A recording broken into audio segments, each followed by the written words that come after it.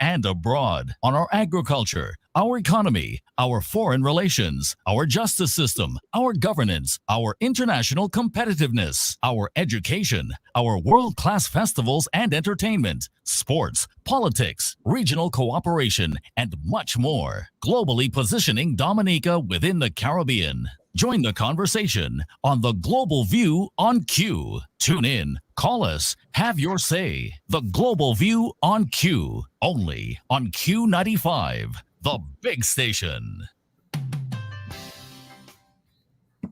Good evening and a very, very warm welcome to you in Radioland. Let me also say a very good evening to all of you who are with us on Facebook and on Twitter and on YouTube. You can get us there at Q95 FM Radio. Please like our pages, share the live, and get the latest breaking news and happenings as it happens only on Q95, the big station. So I'm your host, Sheridan Gregoire. This is the Global View on Q. It's Tuesday, 4th October, and it's the 40th Tuesday of 2022, and it's now just about 8:07 p.m. at Q95. Sorry to be a few minutes late. But my distinguished guest tonight are Attorney Gabriel Christian, political scientist Dr. Dion George, and sociologist Mr. Simeon Joseph. They need no introduction, absolutely, as each of them in their own rights is a household name already. We're continuing to move towards reviving the spirit of graciousness, of love, of peace, and prosperity, and unity among our Kalinago and Afro-Caribbean people. Our topic tonight, democracy and democratic leadership in Dominica, and the resignation of leaders as a mark of good democratic leadership practice. We encourage Dominicans to understand that when a good political leader resigns, it is a mark of virtue and wise democratic ethics. Lennox Linton has resigned from his party with immediate effect on 30th September 2022. Others must now step up and answer the call to duty. Lennox deserves a very warm salute for the meritorious service he has rendered to the cause of Dominica's democracy. He is a national hero. I have no doubt that he will step up and unify his party under its new political leader to ensure that wise heads counsel that everyone remains focused on ensuring that tyranny does not loot Dominica, if that is happening at all, and provide a united front for all democracy-loving Dominicans to remove any cancer that may form on the land. So we look at the current state of Dominica's democratic leadership and what it can truly become with good governance and sound management of its natural and human resources, with principles like work, wages, and wealth for every Dominican at the core of proper people-centered planning. So here are a few talking points in which I hope my illustrious guests will immerse themselves completely tonight. Attorney Gabriel Christian, political scientist Dr. Dion George, sociologist Mr. Simeon Joseph, hopefully will help us unravel some of the answers to these major issues and find solutions for the way forward for Dominica. They will discuss the good, the bad, the ugly, and the dangerous with no anger, no malice, no personal attacks, no vilification, no divisiveness, just simply bringing back civility, a caring society, and progressive governance, recognizing, of course, the imperative for the true resilience and sustainability of our Kalinago and Afro-Caribbean brothers and sisters. Somebody's mic is open. I hope that you can close it so we can cut back some of the little feedback we heard at the back. So please shut your mics, mute your mics rather. Your voices at home and abroad always takes priority.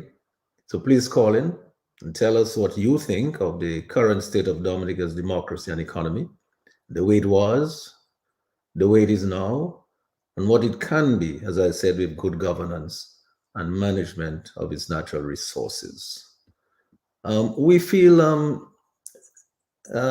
for our hardworking Roseau Bayfront vendors, who I understand are very concerned about their possible removal from their livelihoods at the current location at this time. We hope this matter can be resolved very soon because these are very hard-working women who have toiled very hard and used the meager resources from their sales to put their children through school, to take care of their families. So we wish them well and we hope that the powers that be will enter into their consideration and make sure that they can continue their livelihoods. Meantime, Linton's resignation has presented us with a great opportunity to examine the standard of living and the quality of life of ordinary men, women, and children, and the elderly in Dominica. And if there is any level of poverty and mendicancy that may exist in Dominica at present, every effort should be made to wipe that out as soon as possible. So stay with us in this space for another great debate. Get the answers to your questions. Be part of the solution wherever you are in Dominica, in the region, and globally. Please join this conversation on the Global View on Q and have your say as you do every time we're here on a Tuesday with me, Mr. G, only on Q95, the big station. But as usual, as before we get started, we want to send a huge shout out, hugs, much love and appreciation, and a big thank you, of course, to our healthcare providers and frontline workers. They continue doing their best to keep us safe, and so we're very happy to have them, and we wish them Godspeed. So happy to have you with us tonight, wherever you are. We welcome you warmly and embrace you in every nook and cranny, in every village, every community in Dominica, in the region, and globally.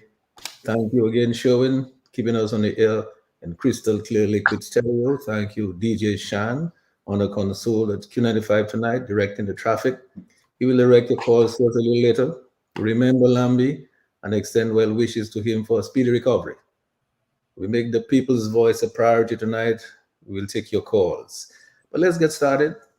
And I want to go first to the illustrious attorney, Gabriel Christian, to give us a situation analysis, so to speak, as to what he sees as taking place in Dominica in the context of our topic tonight, democratic leadership in Dominica, and resignation as a mark of democratic leadership, and encouragement, of course, to Dominicans to understand that when a good political leader resigns, it is a mark of civic virtue and wise democratic ethics.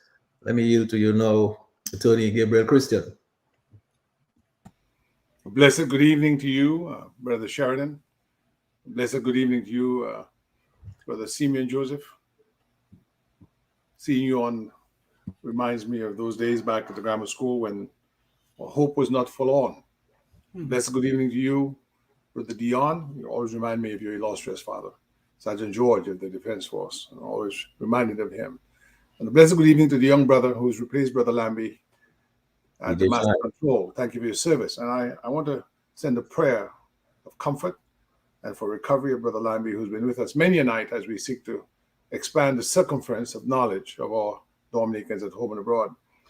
Brother Sheridan, I want to take a moment as a member of the Nature Island Civil Liberties Foundation, which is not a political party, which if tomorrow the United Workers' Party were in government and was signing over a $1.6 billion contract for an airport without public tender, we would speak out against it. If tomorrow someone who is not a member of parliament, who is not a member of the civil service, who is not under the general orders, who has not sworn any allegiance to our country, was given $4.6 billion to manage overseas, we'd speak out against it. And the reason we set up the Civil Liberties Foundation is because no matter what government is in power, there must be civic-minded government inclined and democracy-inclined people who believe in good governance, who must stand up and say, this is right, and we support it, and this is wrong, and we condemn it.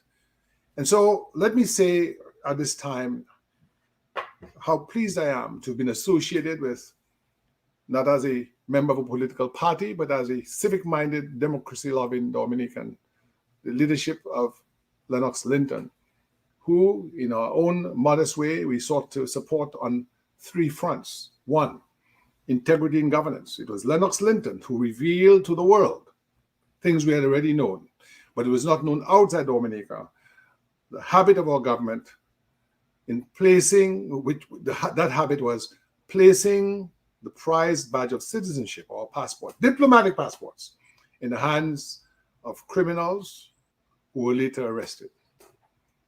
It was Lennox Linton who, several years ago, in the infamous Bin Bobol, through his intrepid efforts and his investigatory skill, was able to catch elements of our government red-handed in the fleecing of our treasury when they paid an amount in excess of 500% over market price for garbage bins from an obscure company in the misty woods of Pennsylvania. That was Lennox Linton. And I'm reliably informed, and if in fact I'm incorrect, I'd like someone to call in to correct me, that when they were caught, not because of the directive audit's work, by the way, but because of the work of civic-minded Dominicans in the civil service, aiding the leader of the opposition, the government was heard to say, oh, it was a mistake, and they made efforts to have the money be returned to the treasury. Is that correct? Is that what happened in Dominica? That is my understanding. Can any Dominican or anyone who's in reach of my voice give me another instance in Dominican history or in the history of the English-speaking Caribbean where a leader of the opposition, not the director of audit, mind you, was able to get the government to admit their error or their malintent and to repay the treasury of the country that he served as leader of the opposition? There are many other things I can say about his stewardship, but the reality is there came a time when Mr. Linton, as a free citizen, and I hope we can still maintain our freedom in Dominica to do that which we believe is in our best interest and the national interest, sought to step down from his position as leader of the United Workers' Party, retaining his position as a parliamentarian, which he did not resign from, and retaining his position, I believe, as leader of the opposition, which he should not resign from.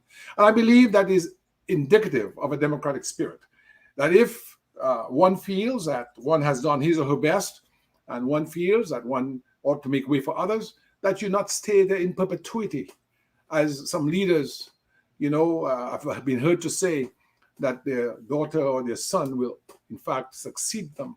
So we're now like Syria, where Bashar Assad's father, Hafez al-Assad, was there, and now he is gone. His son is now there as president, and now you hear we are in diplomatic relationship with that dictator, and then you hear it was a mistake. We didn't intend to have diplomatic relations, and it was the fault of the ambassador to the United Nations. And of course, we now see the confusion. We now see the backstabbing. We now see the finger pointing. Let us, as civic-minded Dominicans, not be engaged in that. Let us keep our eyes, as I say, on the prize. What is the prize? Our country and its dignity, rule of law, democracy, good governance. Those aspects of our society were not under the command and control of Lennox Linton. He tried valiantly as leader of the opposition, nor were they under the control of Dion George or Mr. Simeon Joseph or the United Workers' Party or Sheridan Gregoire. At all times relevant, the ship of state is being guided by Roosevelt Skerritt, who is the prime minister and who's charged with the responsibility to respect our Constitution, to respect rule of law, to respect the Finance Act that says that monies that are belonging to the government of Dominica ought to be in the consolidated fund, to respect the Procurement Act that says any significant public works or any significant government procurement ought to be done in compliance with the Procurement Act. In 1824, there was a newspaper which on its front cover had advertisements for runaway slaves. I was shown that newspaper by a Dominican businesswoman in Roseau. I wouldn't call her name, but she comes from a distinguished Dominican family. And she had a folio with all newspapers. And on the front, and I've said it before on this program, on the front cover of that newspaper of July 12, 1824, before the abolition of slavery, bakers in Roseau advised, the general public, in particular bakers of Roseau advised, that the British Army barracks at Mont Bruce is advertising to those bakers. They need to supply bread to the troops. And all tenders are invited to be provided to the provost marshal at governor's house. So under the colonial regime, for the baking of bread for the troops at Monbruce, we're issuing tender in the public newspaper, something I would say as a child, in the Chronicle and in the Herald and in the Star. And today, as an independent nation, we have eviscerated those principles of good governance that obtained as way back as 1824. And we are asked to celebrate independence in November. What a farce. What a shame. What a sad commentary that we as an independent nation have been overtaken by a one-party state culture and one man. And so while we salute Lennox Linton for his marvelous tenure, he did his best, he did not win. Or let's say he was made to lose elections, or the party was made to lose elections, because we know that people were paid to come down and vote. They were given gratuity, you see. They were brought in by plane load, you see, to pervert the course of election.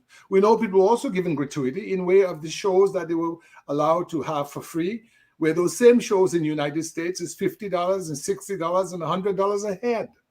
But they were given that entertainment value for free, obviously not because it was Father Christmas performing in red, but because it was intended as a, what you call, inducement for a vote, something that is in violation of our electoral laws. So let us as a people, therefore, compliment civic-minded people like Mr. Linton, who put himself up for office, a great sacrifice to himself and to his family. And surely we send a bouquet of roses to you this time, and your children and your other members of your family. You have to address issues like abuse as to your facial features and the color of your skin. And let's be blunt, Dominicans have a reckoning to deal with. We're talking in Dominica, and there are people talking about reparations from Britain on the other side. And they are involved in racial prejudice against people from Marigot because of the color of their skin. Gabriel Christian said so. And he's saying so tonight. It's true. That's what's happening in the party of Edward Oliver LeBlanc and Emmanuel Christopher LeBlanc. That is the reality today in Dominica, that Black people and Black people's children are criticized because of the color of their skin and their looks, you see, when they stand up for office. This is the kind of miseducation of the Negroes that we have going on in our country. Shame on you, all of you, on the side of a party which once stood for the right of Kalinago people and African descended people to walk proudly in your land. And you put the false dashiki on and you talk about reparations. You shouldn't be looking to Queen Elizabeth and what she should do. The lady, let her rest in peace. Is it Queen Elizabeth that allowed us to give a $1.6 billion project to a foreigner, some Lebanese in the Middle East, without tender? Was that Queen Elizabeth's fault? Was that British colonialism that allowed for us to steal elections and import people to vote in violation of our laws? Was that British colonialism that allowed us to give contracts to our friends and to sell passports to criminals and banditti and mafiosi? So we need to get a life in Dominica and get serious in Dominica and call things for what they are and be honest people, honest with ourselves, honest with our utterances, honest with our thoughts. And let's look within to the internal rot, the cancer that's eating away at the body politic of our country, and stop pointing fingers at events 200 years ago that we seek reparative justice for, supposedly, when the monies that we have right now that belong to the people of Dominica cannot be found, according to one Zamboli, who was supposedly an ambassador. I am afraid, this is his word, in a pleading in the Southern District of New York, that my share of the funds will disappear in the Dominican Bank in Switzerland. Mr. Prime Minister, tell us this evening, when was the Dominican Bank in Switzerland set up? By whom was it set up? How much is in it? And who has the signing authority on the checking account? We need to know those things. So we thank Mr. Linton.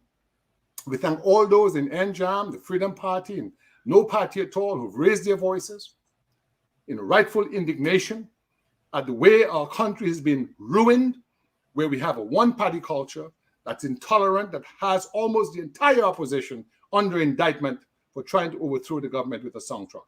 That is where we are in 2022. after independence. Let us not blame Britain and colonialism and slavery for the slavery we've imposed on our own people. Thank you very much. Well, and thank you for your opening remarks there, Gabriel. As I go over to Dr. Dion George, I mean, we have to take note of some of the comments that you made, and I'm sure they will come back in the substance of the discussion a little later on, Gabriel, because very, very interesting comments and observations. And you give us some very pointed reminders of some of the issues that we're concerned about in our democracy, or very young fledgling democracy.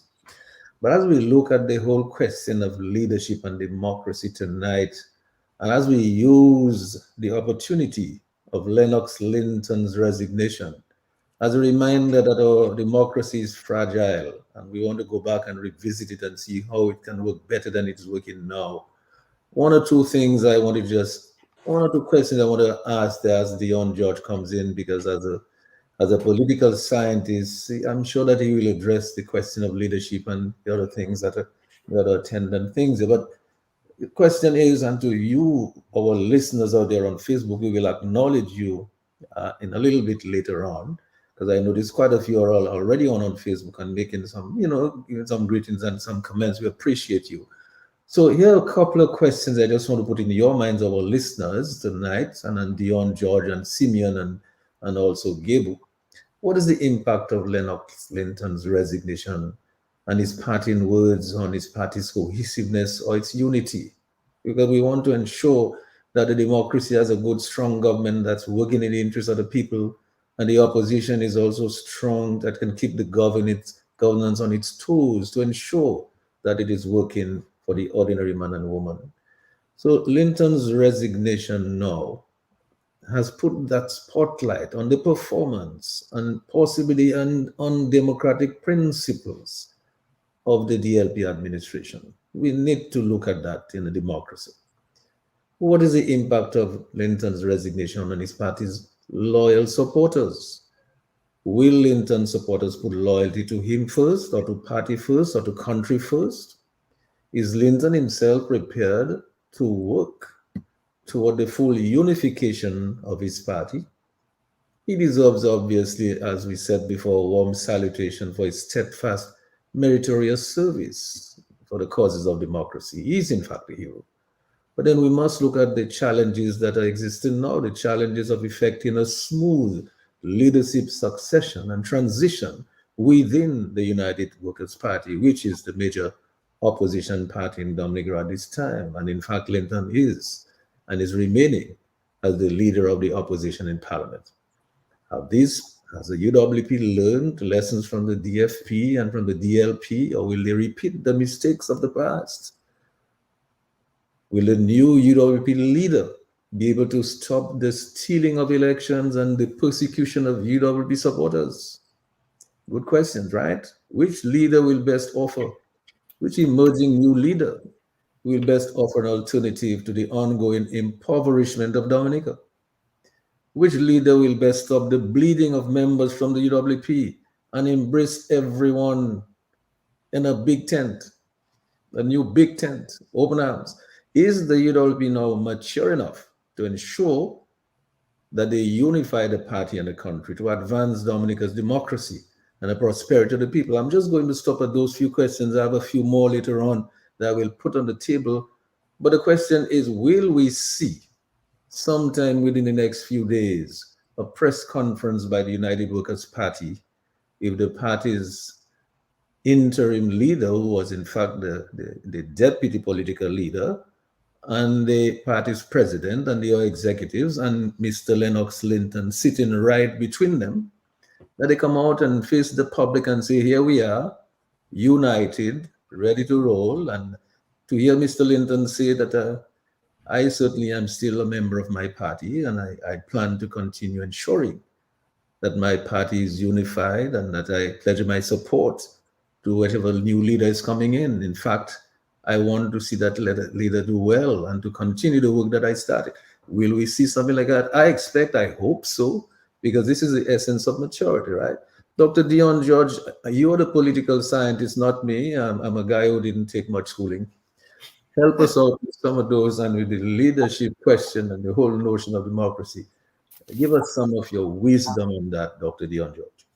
Mr. Gregoire, thank you very much for inviting me to this panel. Good evening to my panelists, Mr. Gabriel Christian, my good friend, Simeon Joseph.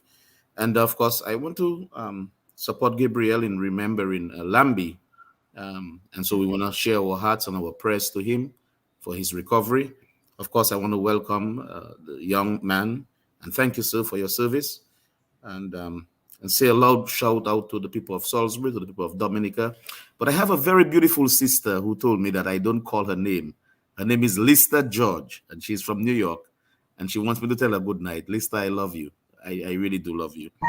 But tonight we are discussing a very salient issue. And of course, we are talking about democracy, first of all. And I think this discussion has been sensitized by the retirement of a major political party in Dominica. And so I think it gives us an opportunity to talk about transformation and development in transformation. I think it gives us an opportunity to talk about the whole idea of leadership. I think it gives us an opportunity to talk about what is the real meaning of democracy for Dominica. And so with that being said, just allow me to invite, I guess, the Holy Spirit, and that this contribution would be one that is meaningful. And so as a political scientist, Mr. Gregoire, I cannot approach this topic from a tangential or parochial viewpoint. Rather, I think it must be somewhat holistic. And so with that being said, I want to bring up some questions. So why are we discussing that? Why are we having discussion tonight? Is leadership or the style of leadership important? And if so, why? And what impact does leadership has on a country? And so with that being said, just allow me for 30 seconds to read a scripture from the Gospel of Mark. It's Mark chapter 10, verse 35 to 45. And it says this: James and John, the son of Zebedee, came to Jesus and said to him, "Teacher, we want you to do for us whatever we ask of you." Jesus replied, he says, "What do you want me to do for you?" They said, "Grant that when you are in your glory, that one of us will sit at your right and the other will sit at your left." Jesus said to them, "You do not know what you are asking." The point there is that they wanted big position. They wanted to be the leaders.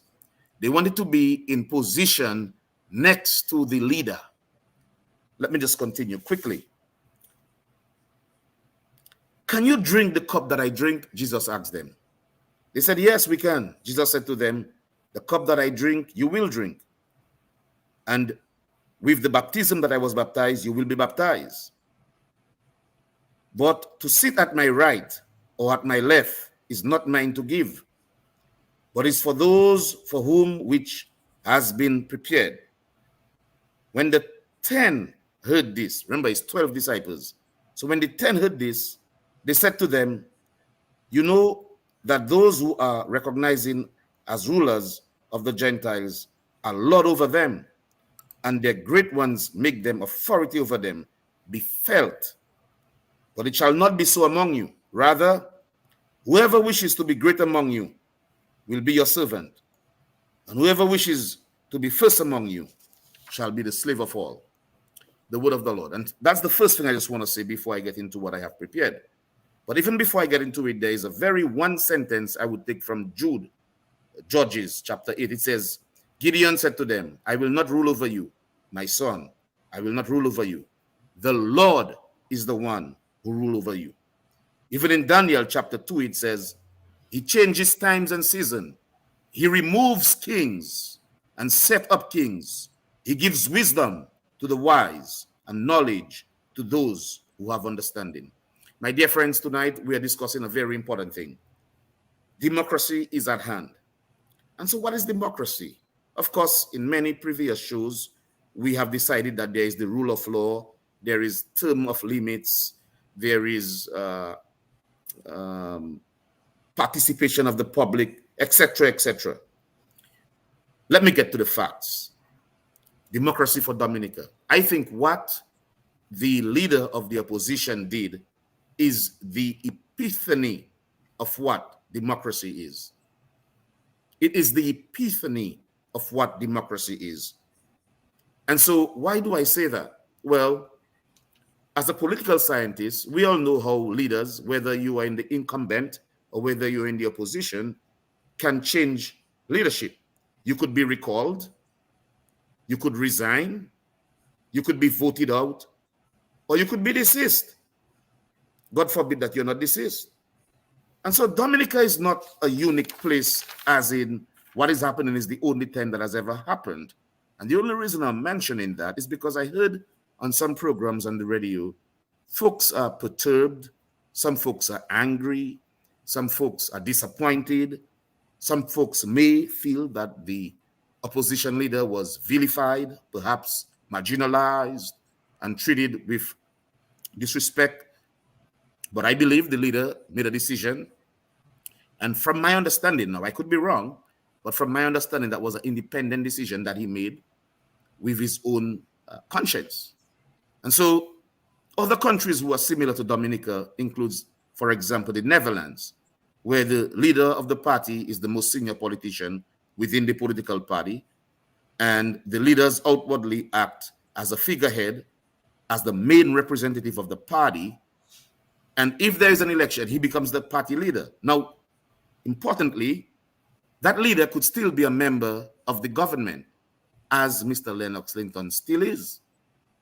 And that leader in the Netherlands, and as in Dominica, could still be the MP, the parliamentary representative for his constituency, as the Honorable Lennox Linton still is.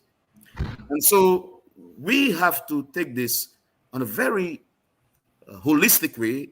And of course, it's emotional. He has been there perhaps maybe 8 or 10 years, thereabout, and really consider what has happened. Now, what I will say is this: credit must be given to him for his service, for being vilified, for being marginalized, for being put into a certain box, being accused of things that perhaps he's innocent of, but for all the sacrifice he has made. And on that note, I want to give thanks to his family and to his wife and his entire family for the sacrifices that he has made for the Dominican people.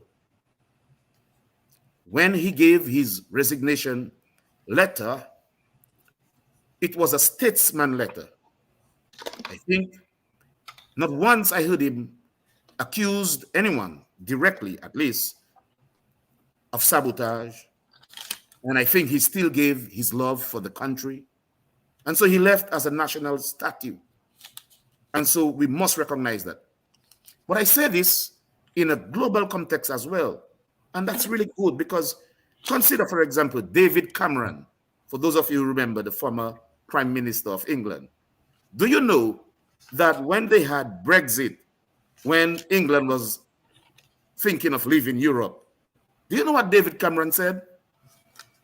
David Cameron said, if the referendum goes in favor of Brexit, he will leave the prime ministership.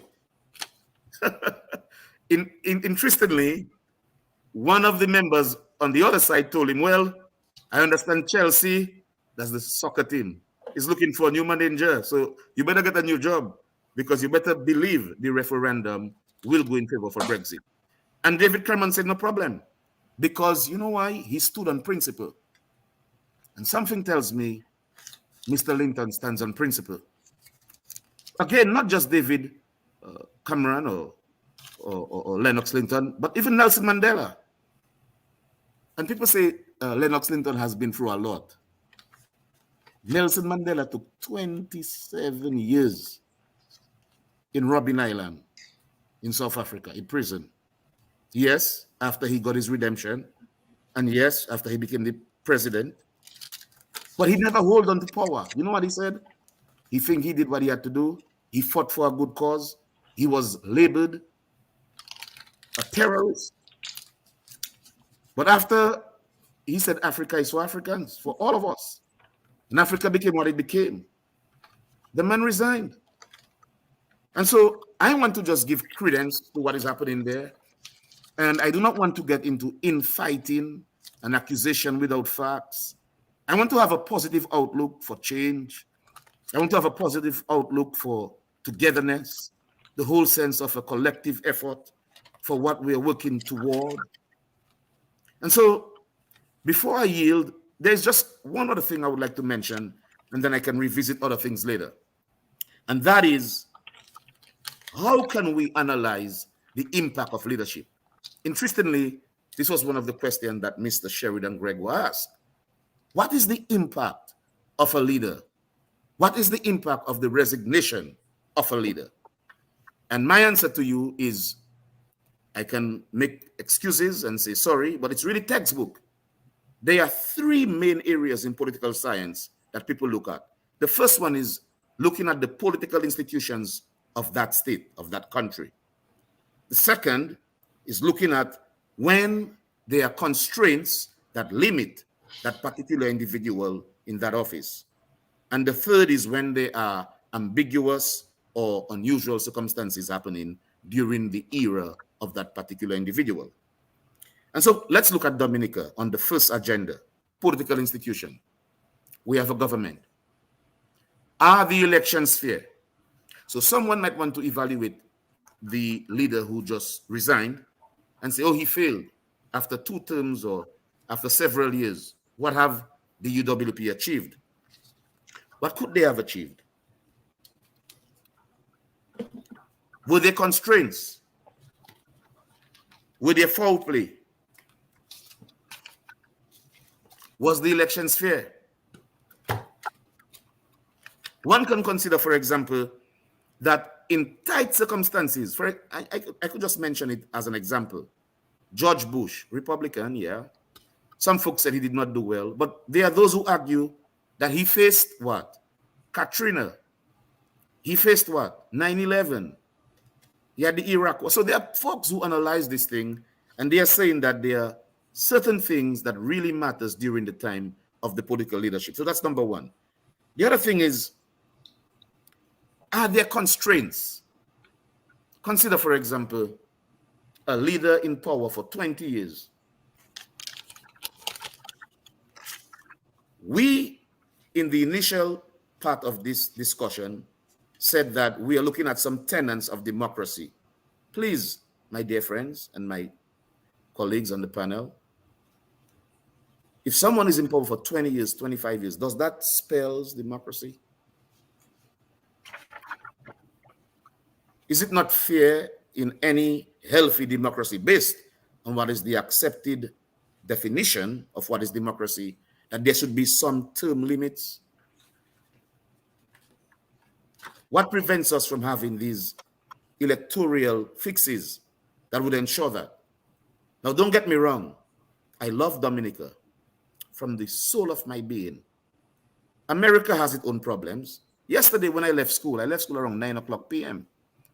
And driving home, I listened to a program. An attorney was speaking, and he said that the U.S. Constitution is the oldest constitution for democracy. And he says, but we still have problems. And I will just share with you. He says one of his biggest problems is the Supreme Court. And he's saying that these folks are not voted in, they are appointed. Granted, Congress has to approve it, but they are appointed. But he says his biggest problem is that they have lifetime tenure, which means it's very difficult to fire them. And so he's hoping that perhaps they could change the Constitution to make it a better union, a better, what he would call, democratic process, where people, not power, not money, but people decide who they want to represent them. And so on that note, I just want to say that in previous shows as well, which takes me to my third point, and then I can yield. There was the issue of likability of a leader, whether that matters. Of course it matters. I've never said it never matters. What I said, it's not the leading factor. It's not the leading factor. And where the UWP is concerned, I think there were constraints beyond their control. But I think this is a reset button, a time to look within and to strengthen. Now, the other thing that I would like to mention, but I would save it for later, is personality traits and reality. Leaders, there is a lady, her name is Margaret Herman. She's a sociologist and political scientist as well. And she looked at 80 different leaders in the world, and she looked at how they react to when people, for example, to look our local parlance, call their name. Do you get angry? Do you laugh it out? Do you react? How do you handle these things? And believe you me, that matters. And so, no one is perfect.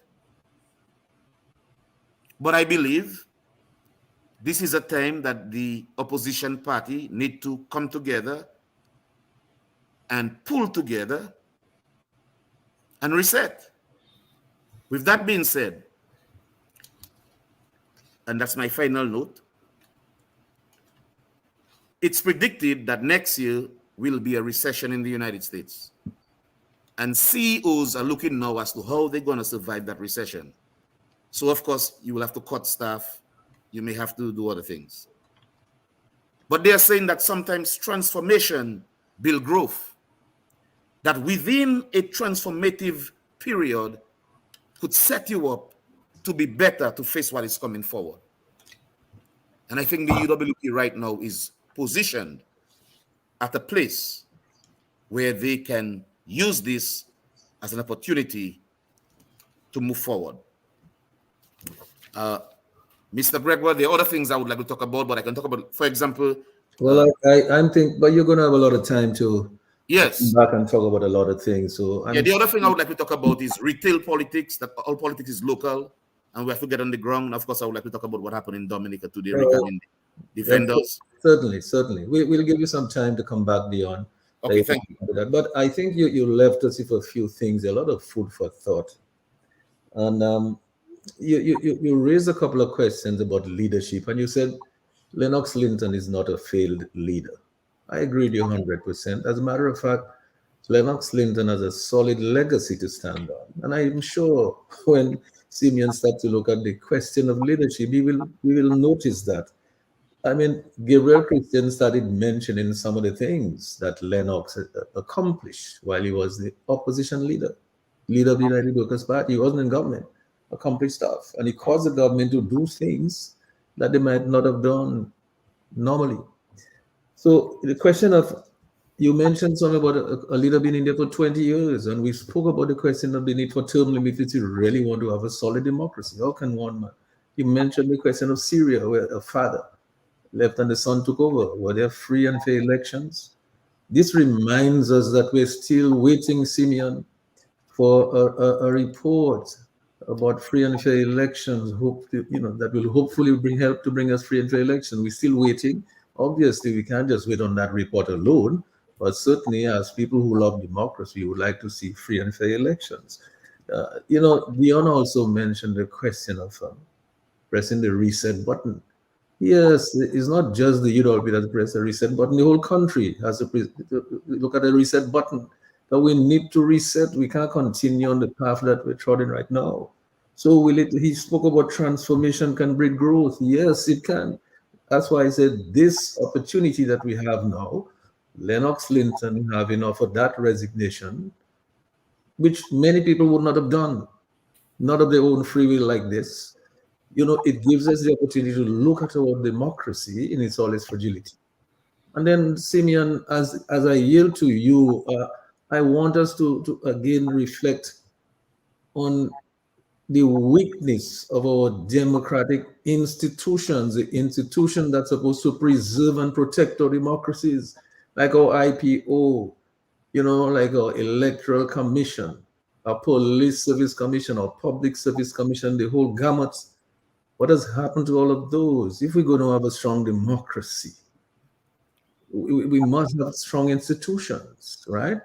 And if the kind of leadership, when we talk about leadership, does away with the potency of all those institutions, what do we have left as a democracy? Is that something that we're experiencing now? Let me yield to you now, Simeon. Okay, good night, Mr. G. Good night, Gabriel, a good friend of many, many years, mentor, how you call it, a comrade in the struggle in the days of the wilderness, especially in the 1980s, being both ourselves victims of political victimization and alienation and denial. Dr. George, good night to you. Good night to our gentleman on the console. Thanks for DJ for standing in for Lambie. And I want to join my thoughts of concern and prayers for Lambie tonight. He has been a stalwart, a champion, a very supportive person through not only the struggle, but to many people, and as well to Q95. So we lift our hearts and minds and voices in prayer for him tonight, hoping that our good Lord will restore him to some level of sin and mens sana, or mens sana and corpore sano, so that he can return to where he rightly deserves to be. Mr. G, before I begin tonight, I would like to lend my voice to those who have given some level of tribute to Mr. Linton. Okay, I know Mr. Linton since I've been in Roseau Boys School. He taught me at the Roseau Boys School in common entrance class, and I always credit him for having taught us to think. A man who inspired in us the need for determination for success by reading for us a poem for 2 weeks and encouraging us to get the gist of the poem. And until we got the gist of that poem, he refused to teach us. And the gist of that poem was try and you will succeed at the end of the day. And he left us with a message that unless you try in life, you will never succeed. For me, I see Mr. Linton as a paradigm, a philosophical paradigm of stoicism and magnanimity, a paradigm of temporal virtues, of fortitude and persistence, and also a paradigm of spiritual prowess, of prayer and humility. And this is the gentleman that I know, and this is the gentleman whom has spurred our coming on this program tonight. I say stoicism because I don't think in recent times in Dominica there has been any individual who has been so maligned and vilified and victimized and persecuted and prosecuted like Lennox Linton. And in the midst of it all, he has been able to remain his calm, never utter a word of denigration or disrespect to the police, to the judiciary, or to anyone in authority, to be able to walk and drive the streets and go to parliament and speak on behalf of the people. That is stoicism. Stoicism is that virtue that draws from you that internal sinew of strength to be able to go in the battlefield unperturbed, undisturbed, and unscathed by the attacks that you go through. Magnanimity, because he has been able to still be able to be everybody's friend in spite of who has persecuted him and who has and still reach out to people and make the effort and be a man for all seasons. Fortitude and prudence, because I mean fortitude in the sense of having to face all that level of criticism, as Gabriel said, of being black and having a large nose and coming from Marigot and not finishing high school and all those kind of things, you know, and still be able to drive through that dark night, that dark forest, and come out as a knight, not as a champion for himself, but as a champion on behalf of the underprivileged, the oppressed, and most importantly, good governance in Dominica. and prudence, because of his demonstrative ability to think rationally and critically and analytically, and to bring to the fore a level of debate and discussion on national issues, which every Dominican should be able to admire and to be drawn to, because of his determination to bring to every level of discussion a certain heightened debate of depth, and as well humility and thing. And so I must pay tribute to him tonight, and he has resigned as leader of the Labour Party, which transitions me to speak of the topic at hand tonight, democracy. Sorry, UWP. Not UWP. What did I say? Labour Party. Oh my God, sorry. That is an anachronistic sin. That doesn't exist anymore. Well, anyway. And a very painful Freudian slip as well, to be of the United Workers' Party. But you see, Gabriel, it's not by coincidence, because in truth and in fact, when you do look at the United Workers' Party, you see it is indeed the Labour Party of Dominica today. Because the philosophies, the principles, and the practices of the Labour Party of Mr. Libla is now embodied in the United Workers' Party. So maybe that Freudian slip is a good accidental utterance. But we have to look at two things tonight: democracy and the economy. And when one thinks of democracy, right, and where we are today as a country, and when one thinks of the three pillars upon which democracy stands, that is the executive, the judiciary, and the legislature, which are the three arms of government, one cannot but come to the realization that the democracy, the ideal of democracy, which we speak of, as was cradled in places like Greece and the United Kingdom, as the model for good governance and the rule of peoples, by the way, to improve the quality of life of peoples, as articulated by Abraham Lincoln, as a government of the people, for the people, and by the people. This seems to have been decimated and obliterated from the mosaic of governance in Dominica. And by that I mean, when we look at the executive, we can almost say in Dominica, we don't have an executive.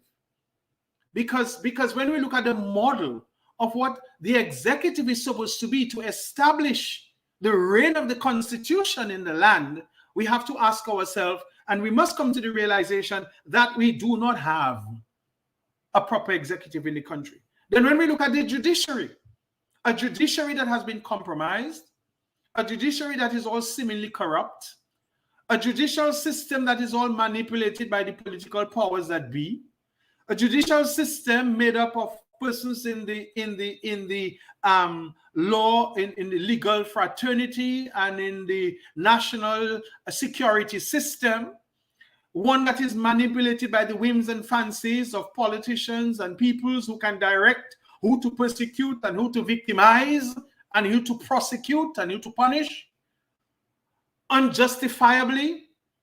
And while that same judiciary allows persons who are laden and burdened with criminal content, intent, and behavior to go scot-free.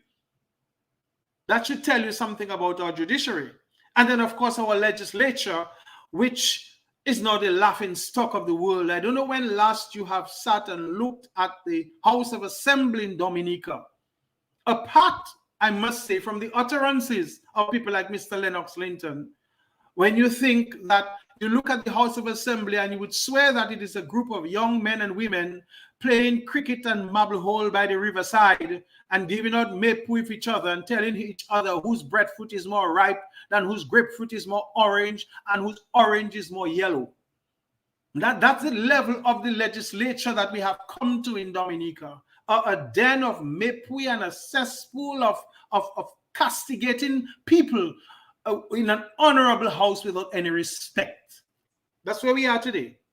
So when we look at our level of democracy today, and we balance that with the state of our economy today, when we look at the three legs again of the economy, which is land, labor, and capital, we look at our land. Who owns the land of our people?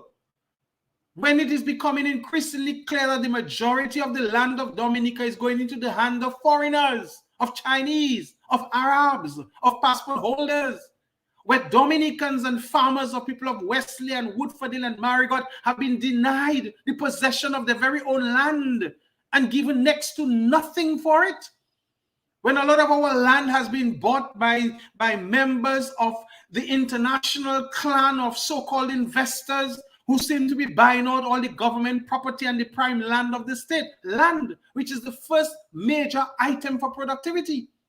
When we look at the labor element of Dominica, the brightest of our minds are living Dominica in droves. And not only are they living Dominica in droves, but many of them are being denied an opportunity to serve.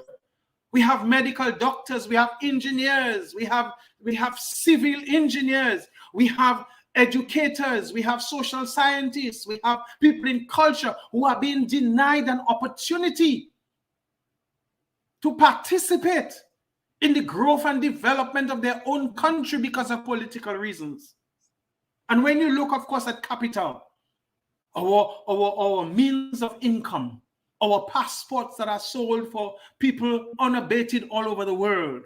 So when you look at the two elements, democracy and the economy, which are supposed to improve the quality of the lives of our people, that tells you where Dominica is today. And it is very sad that we have reached the stage in Dominica when we have reversed every gain of people like Mr. Edward Oliver LeBlanc, a man who opened the door so the common man, so the countryman, so the Laboué, as Gabriel said at the beginning, the poor people of Dominica, the rural folk, the farmer, the fisherman, the agriculturist, could be able to take a place, their rightful place in Dominica. Today, we find that all of these things have been reversed. And the efforts of Mr. LeBlanc to bring Dominica to the forefront of a shining example of democracy and economic progress and development has been undermined beyond measure.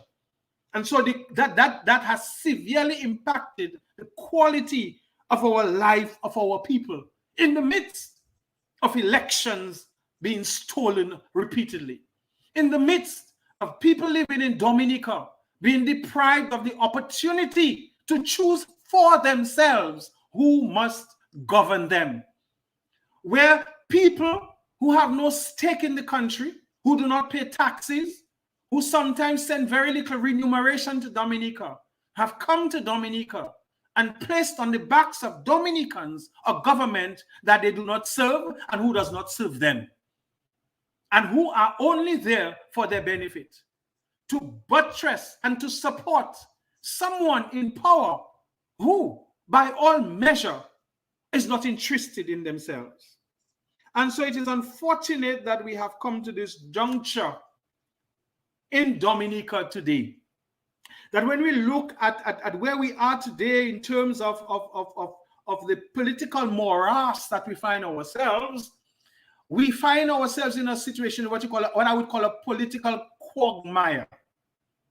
A political quagmire because of the fact that on one side you have what you call a ruling elite of a privileged few who have undermined Dominica of its democracy and its economic development on one hand, and in the middle, I would say most critically, are what I would consider, and maybe you all may not agree with me, a very dangerous element of neutral lookers-on, a very passive bulk of opportunists who want to play left and play right in a safe zone while Dominica is going down the gutters and leading into the river, into the ocean of no return.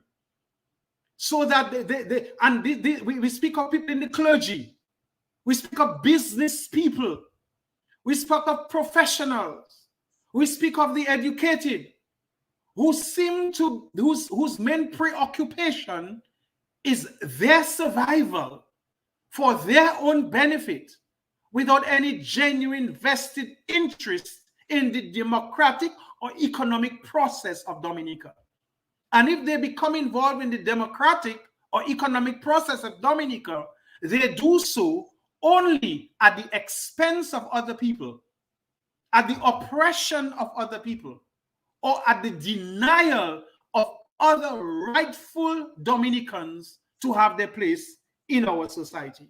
And so this is where we are at. And so in closing, I think this is where now the whole scenario, the political scenario in which we find ourselves, which is why I was very much disappointed with the level of, you could say to some extent, animosity that was displayed yesterday on the radio, either by some people who were genuine and hurt, or by some blatant hypocrites on the radio expressing their sentiments about the resignation of Mr. Lennox Linton. But I think it is very sad, because you see, this is not what Dominica needs now. More than ever, Dominica needs people to come together, to be heralds of unity, to be champions against injustice, to be champions for the betterment of our people, to rally our efforts, our energies, our thoughts, and our actions together to save Dominica. And the departure of Mr. Linton as political leader of the United Workers' Party should generate in us an opportunity for renewal. And that opportunity for renewal must now beckon and call all those in Dominica who said that they were not supporting the United Workers' Party because of Mr. Linton to now come on board. They must now leave the Dominica Labour Party as they promised to do. They must now leave the sidelines as they promised to do. They must now leave the benches and the onlookers' position as they promised to do, because the obstacle is out of the way.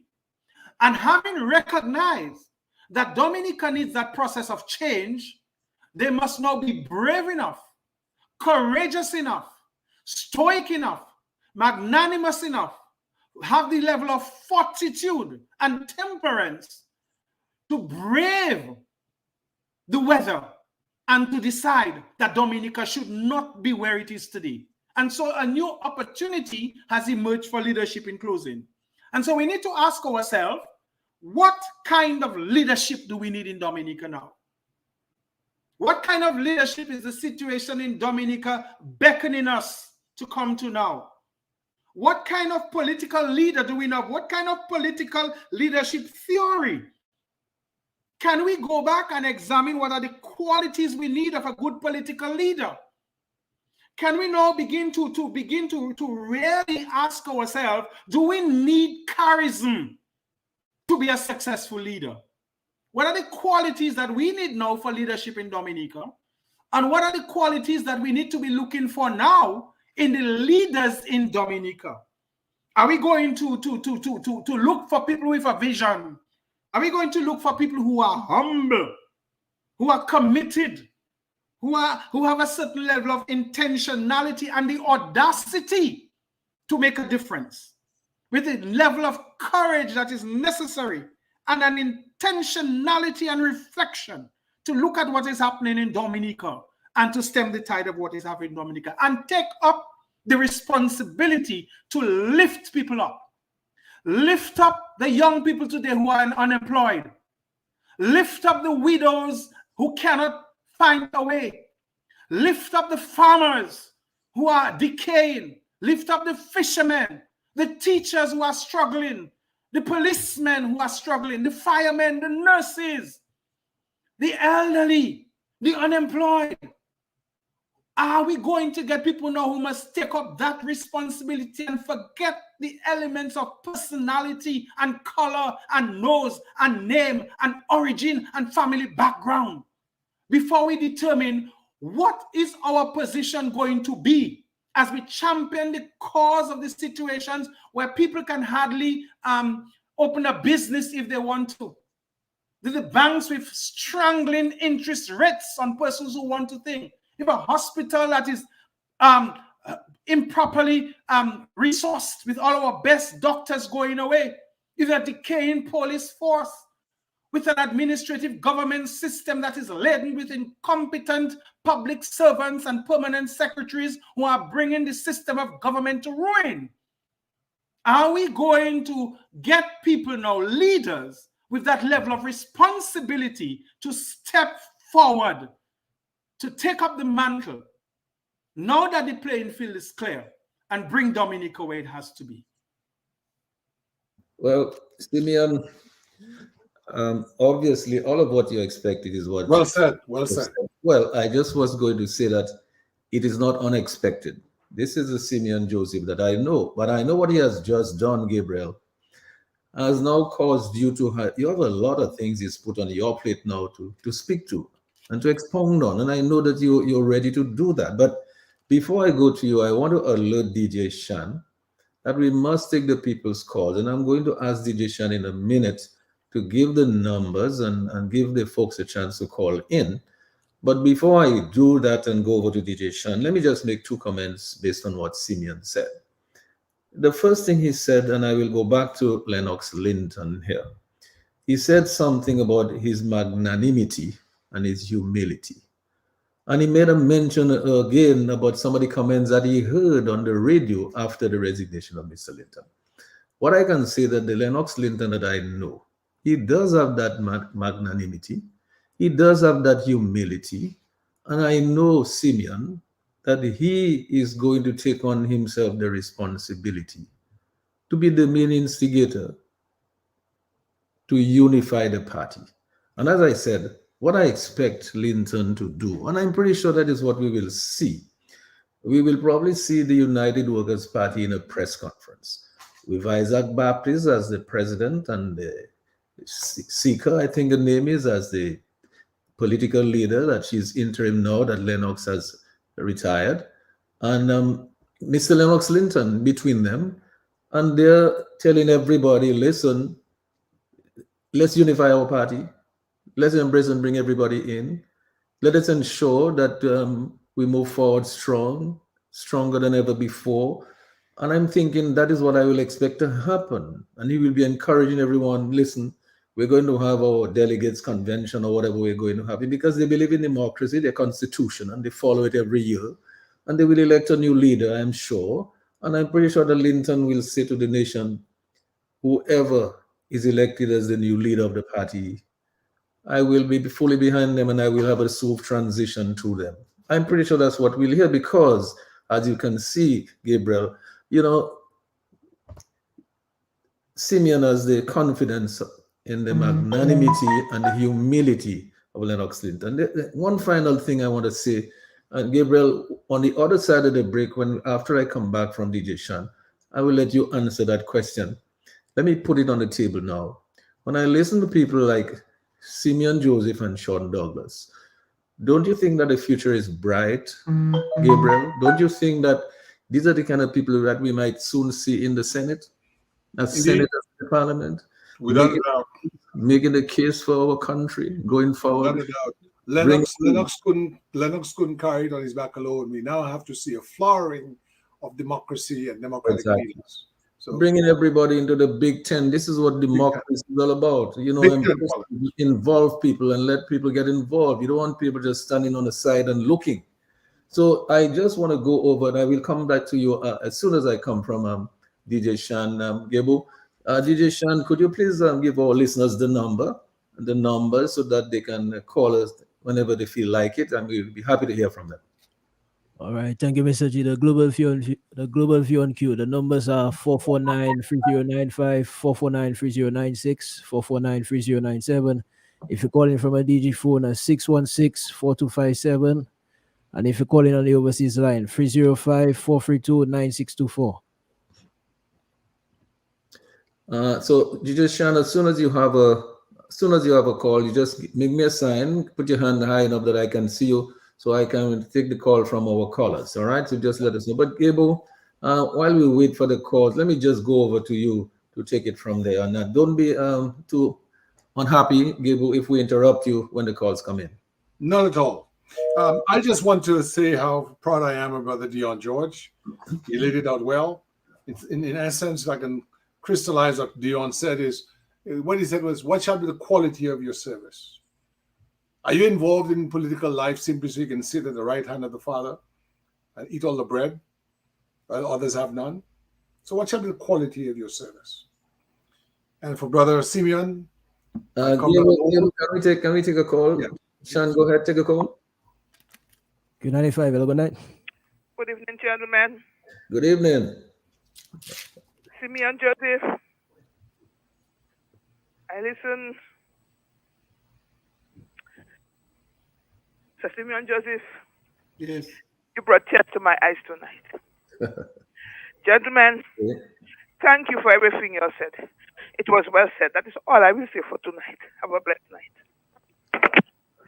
is that the lady? Is that the sister they call? Is that the beloved sister they call Blue Blue? That is the lady who is one of a kind. There is no duplicate.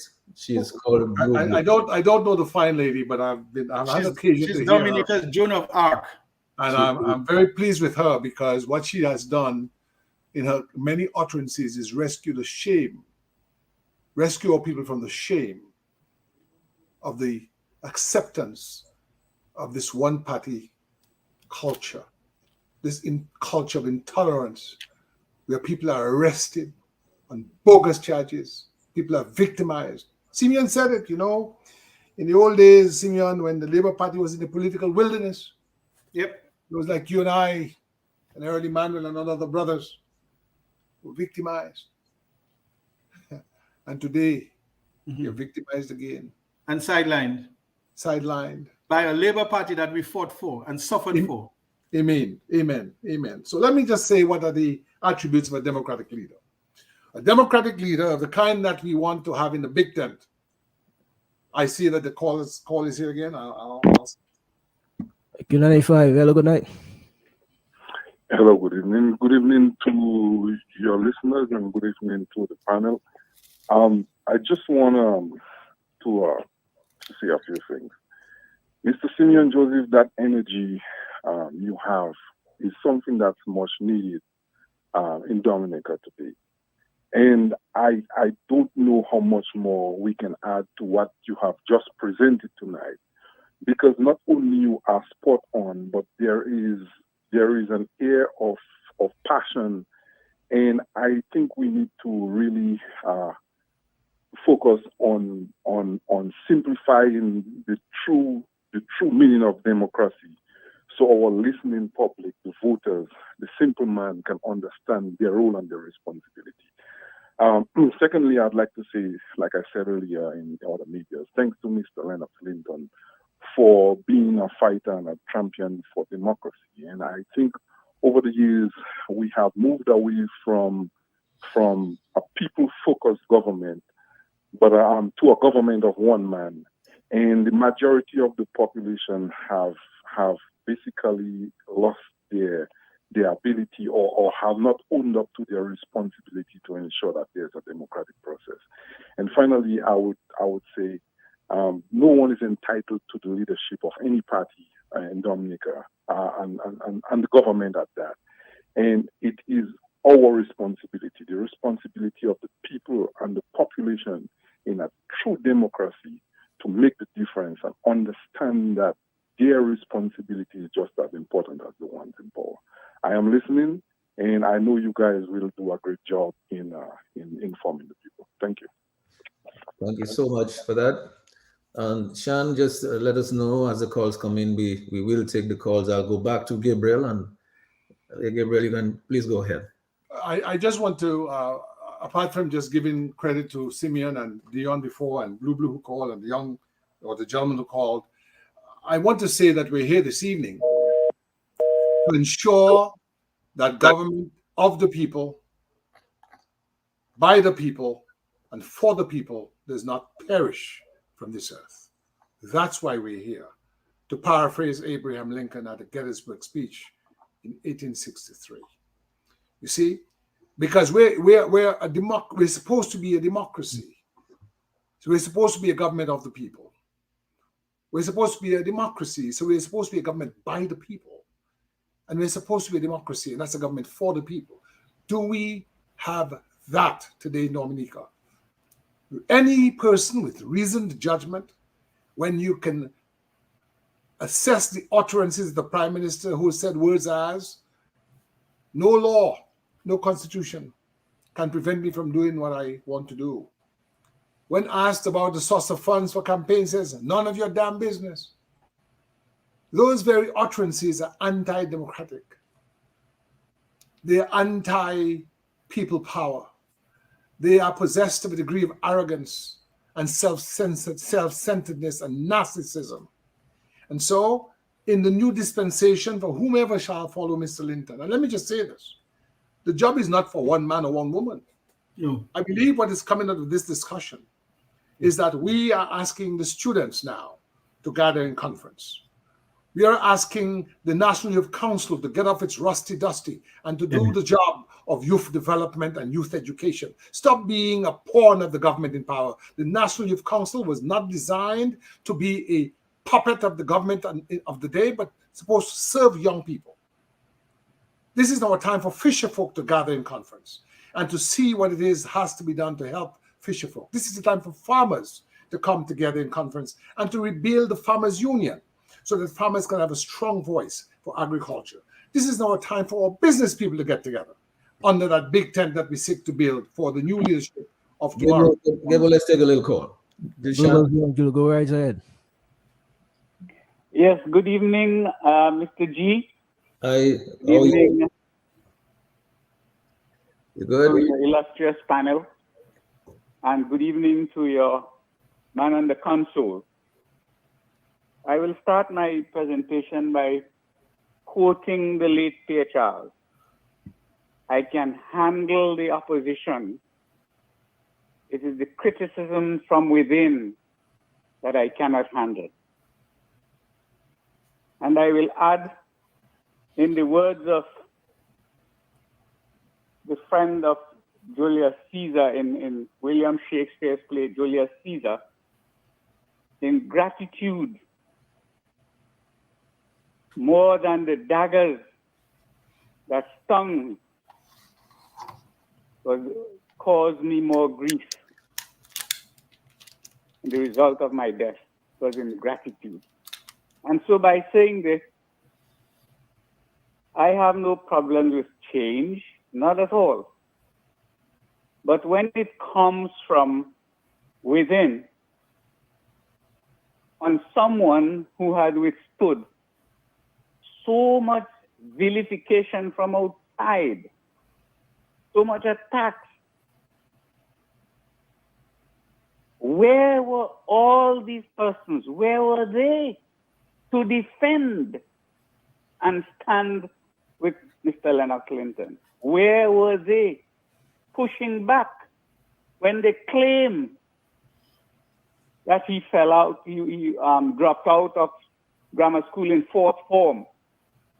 In fact, a friend got angry with me because I pointed out to him that was a lie, that Lennox had completed his certificate in Form 5A, the same time with a younger brother of mine who has subsequently passed. Where were they? I didn't hear any pushback.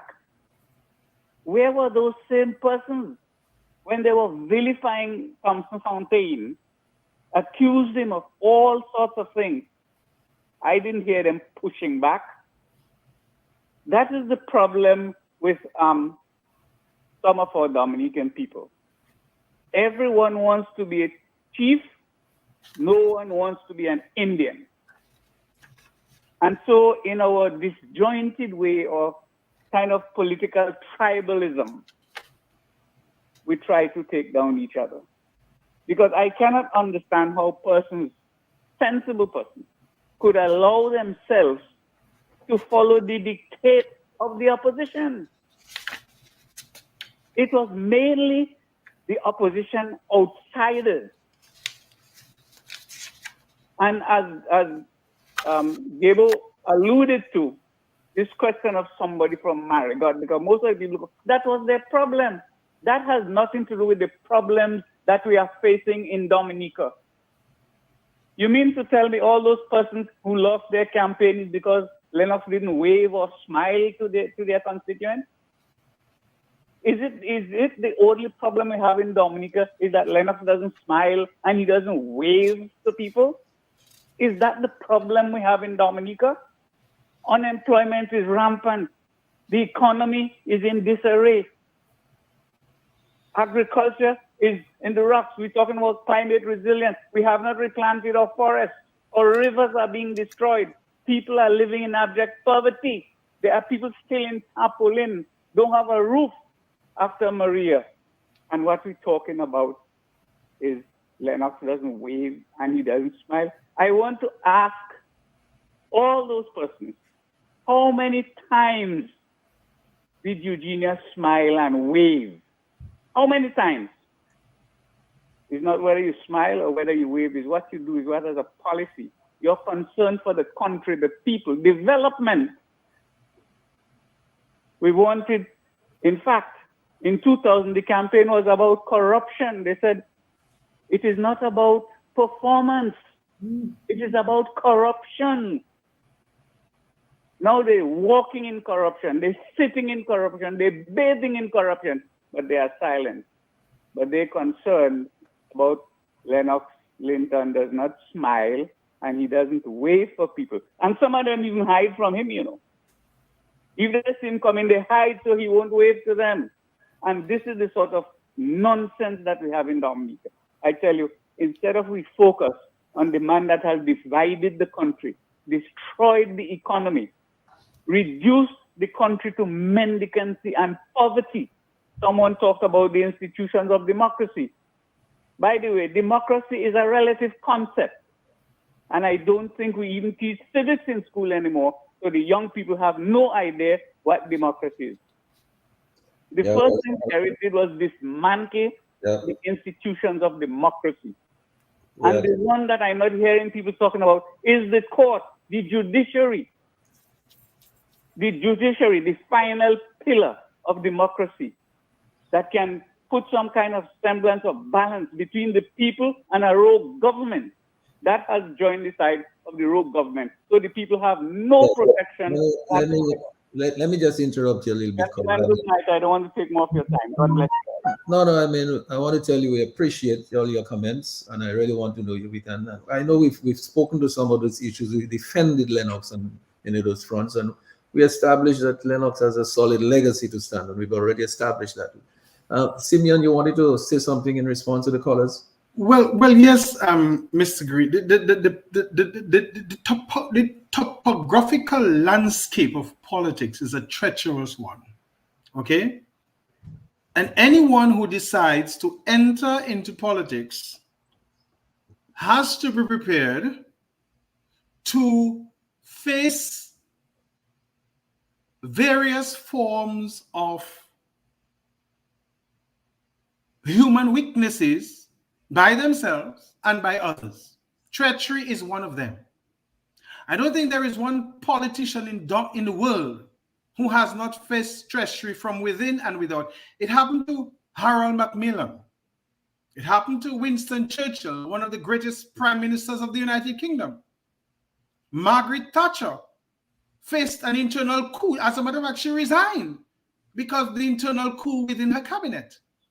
Ronald Reagan, George Bush, Jimmy Carter, as a matter of fact, had a lot of undermining within his own cabinet. Manley, Eric Williams. So we need to shift from calling foul on a level of treachery, because treachery is part of the political landscape. And it is unfortunate that it is part of the political landscape. But what is the true test of any leader? Any leader, that's why I said Mr. Linton is a stoic person, is to be able to face that treachery, that crookedness, and still be able to keep your hand on the steering wheel of the ship through the storm of political endurance. That is the true test of a leader. That's the true test of a leader. And I will say further that when we even look at I was young in the Dominican Labour Party movement when there were people I remember in 1971 when Mr. Libler had to get rid of Enne and Ducre, Mabel Moore, James, and what is the other one? Ronald Amore, because of what they were undermining him. And they were undermining him, and my father was in the heart of and I grew up in the Labour Party movement.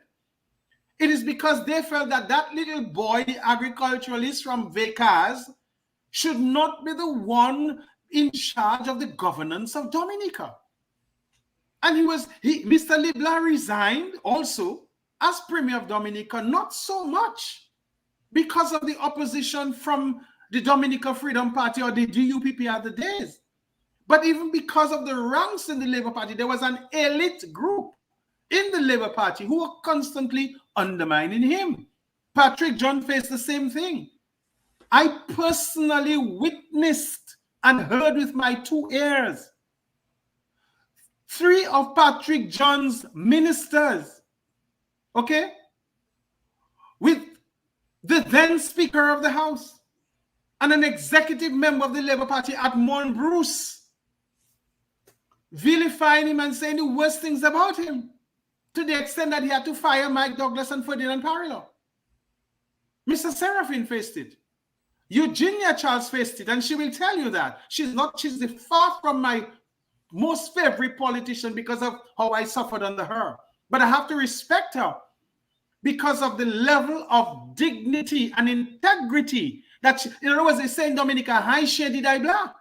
Miss Charles was a prime minister who, in spite of her personal weaknesses, brought the level of governance in Dominica to a very high level of integrity.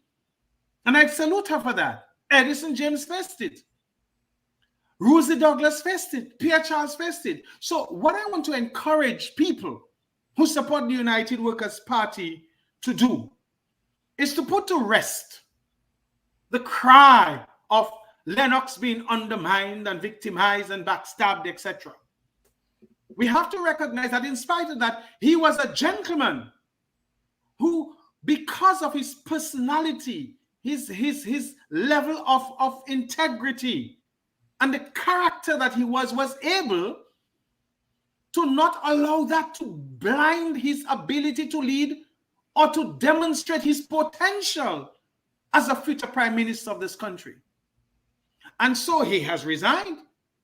But let us not create a sense of suspicion and finger pointing and labeling and crying foul and move on as to where we can move on. Lennox is going to be the opposition leader. And that is a classic, as Dion said and Gabriel said, in the history of democracy.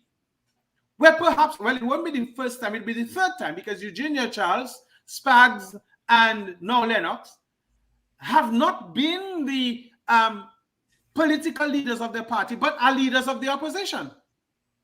And that speaks to a certain level of organization and democracy within the UWP, which can serve as a shining example to the government in power today. I dare anybody on the government side to even say or utter one word of deference or defiance to the person sitting in the seat of Prime Minister of Dominica. I dare them. I challenge them, or to speak differently. And so what we have to do is to take that healthy approach.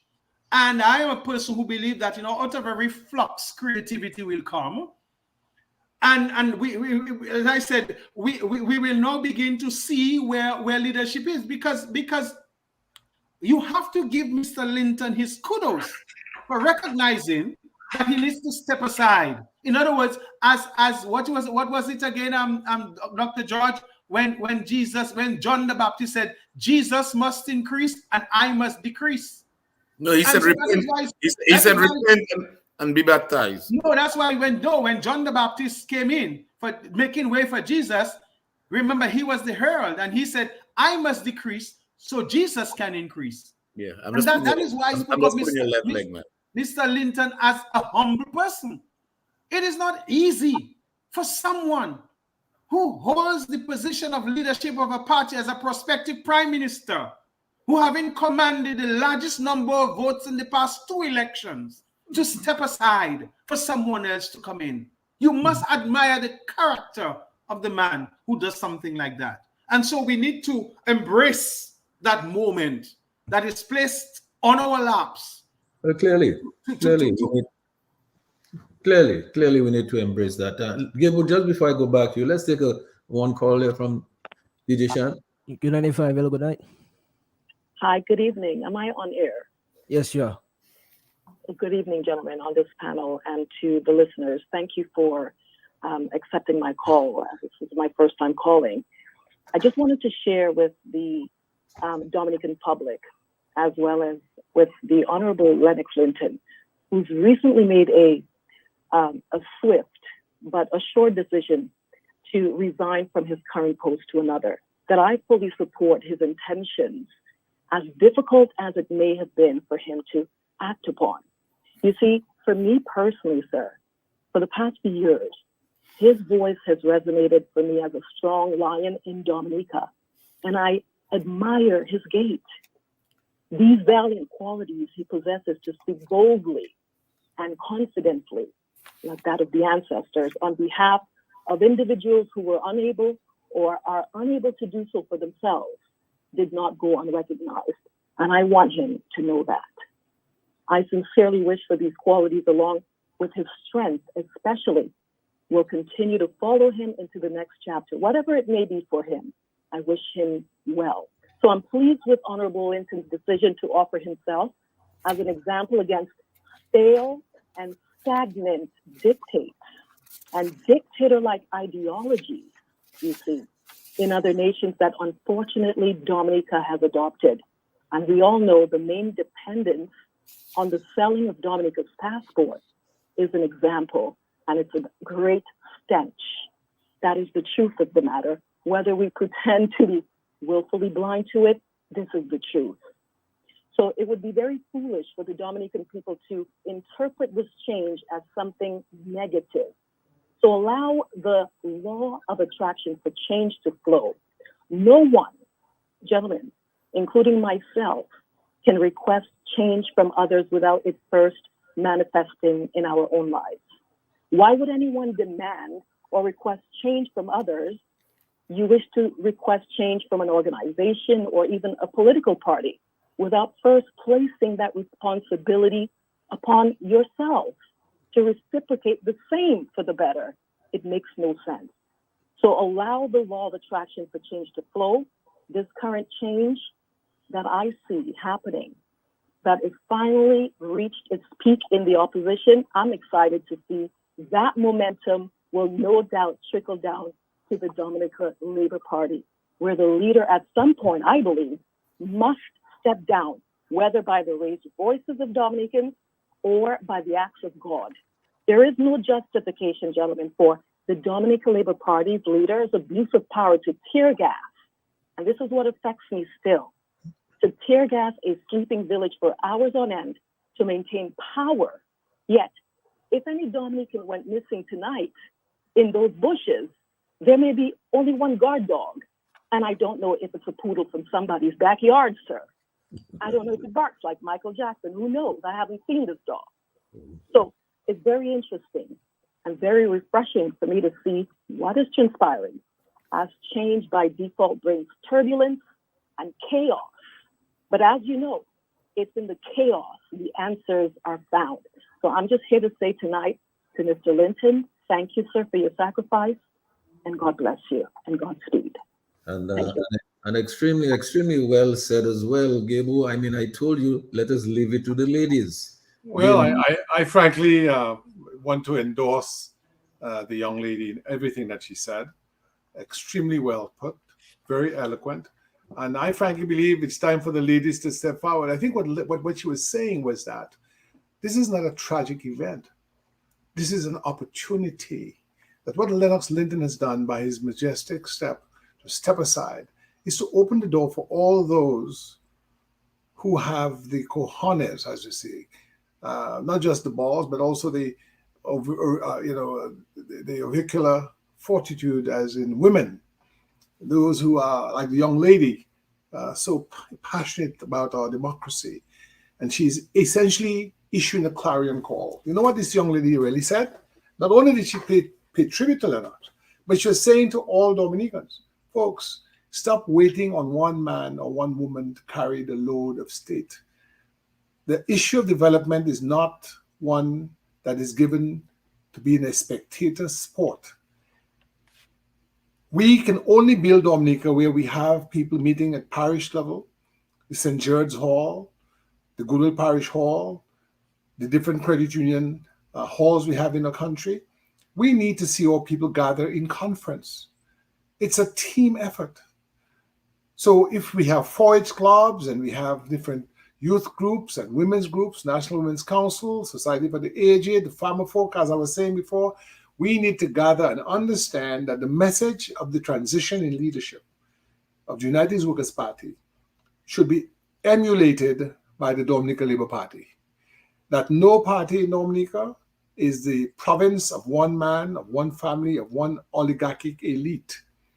That in a democracy, an active citizen is one who takes steps to vote in elections, to be informed about the Constitution, to be informed about the Finance Act, to be informed about the Procurement Act, to know what rule of law means, to know what we mean when we say we want a professional civil service, one in which a civil servant doesn't have to wear a red shirt or a red hat and blow a red horn and jump up and down in the sun playing the fool. But he or she is free to be professional in their duties without fear or favor, that they serve the state of Dominica, not any party or any man. So this is a time really for us to begin to revive and rejuvenate those democratic impulses that will make for a better country. And what are those impulses? A democratic leader is one who believes in collaboration, where members of his group are encouraged to share ideas and opinions, even though the leader may retain the ultimate say. Do we have that in Dominica now? Or is there just one voice being heard? A democratic leader believes in engagement, not simply with his own party, but with the entire citizenry. He or she believes in inclusivity. So, for instance, he will consult with the leader of the opposition in major appointments, director of public prosecution, chief of police. Is that happening in Dominica today? No, it is not. A truly democratic leader also believes in allowing the creativity of the society to flourish. So he's not like a big tree, a big baobab tree in the savannah, shading all the little trees so they remain saplings, they never get to grow. No, a truly democratic leader encourages creativity in the arts, in the sciences, in culture, so that the country can really move forward. Is that happening in Dominica today? No. All you have is a government using passport money and other ill-gotten gain to hire expensive foreign artists at the expense of local talent, right? And then have them come and prance on the stage to fool the people for another election one more time. That's what we have in Dominica. So you have no real innovation in industry. You have no real productivity in agriculture. You have a languishing cultural sector when you have people like Gordon Henderson and many other well-accomplished Dominican artists all over the world. But are they included? Are they at the apex? Is there a national cultural commission? No. You have a one-party state and a one-party state culture, and that won't do for Dominica. And it must come to an end. Lennox's transition offers us an opportunity to do better. And certainly, let me just take the opportunity before we go and take any more calls. Let me just take the opportunity, gentlemen, to acknowledge some of the many hundreds of folks that we have on Facebook following us now. Many people on YouTube as well. But I just thought I'd try and pull out a few names, and I'll try and pull out a few more names later. And thank you for really being with us tonight and making your comments. I see Augustina John here. I see Veronica Pascal. I see Francis Benjamin. I see Not Nice, Not Nice Artido. I see Claudia Carlton, Miranda Williams. I see Augustina John, Emil Paben Sira, Judith Cochran, I see Marshall Lawrence. Yes, I see you. I see Merlina Charles. Somebody calls himself. I see Gregory Antoine. I see Andy John. I see let's see here. Maslin Edwards is there with us. I see let's see who again here. Who I can pick up. You see Roye, Carbon Lawrence. That's Coulson Lawrence.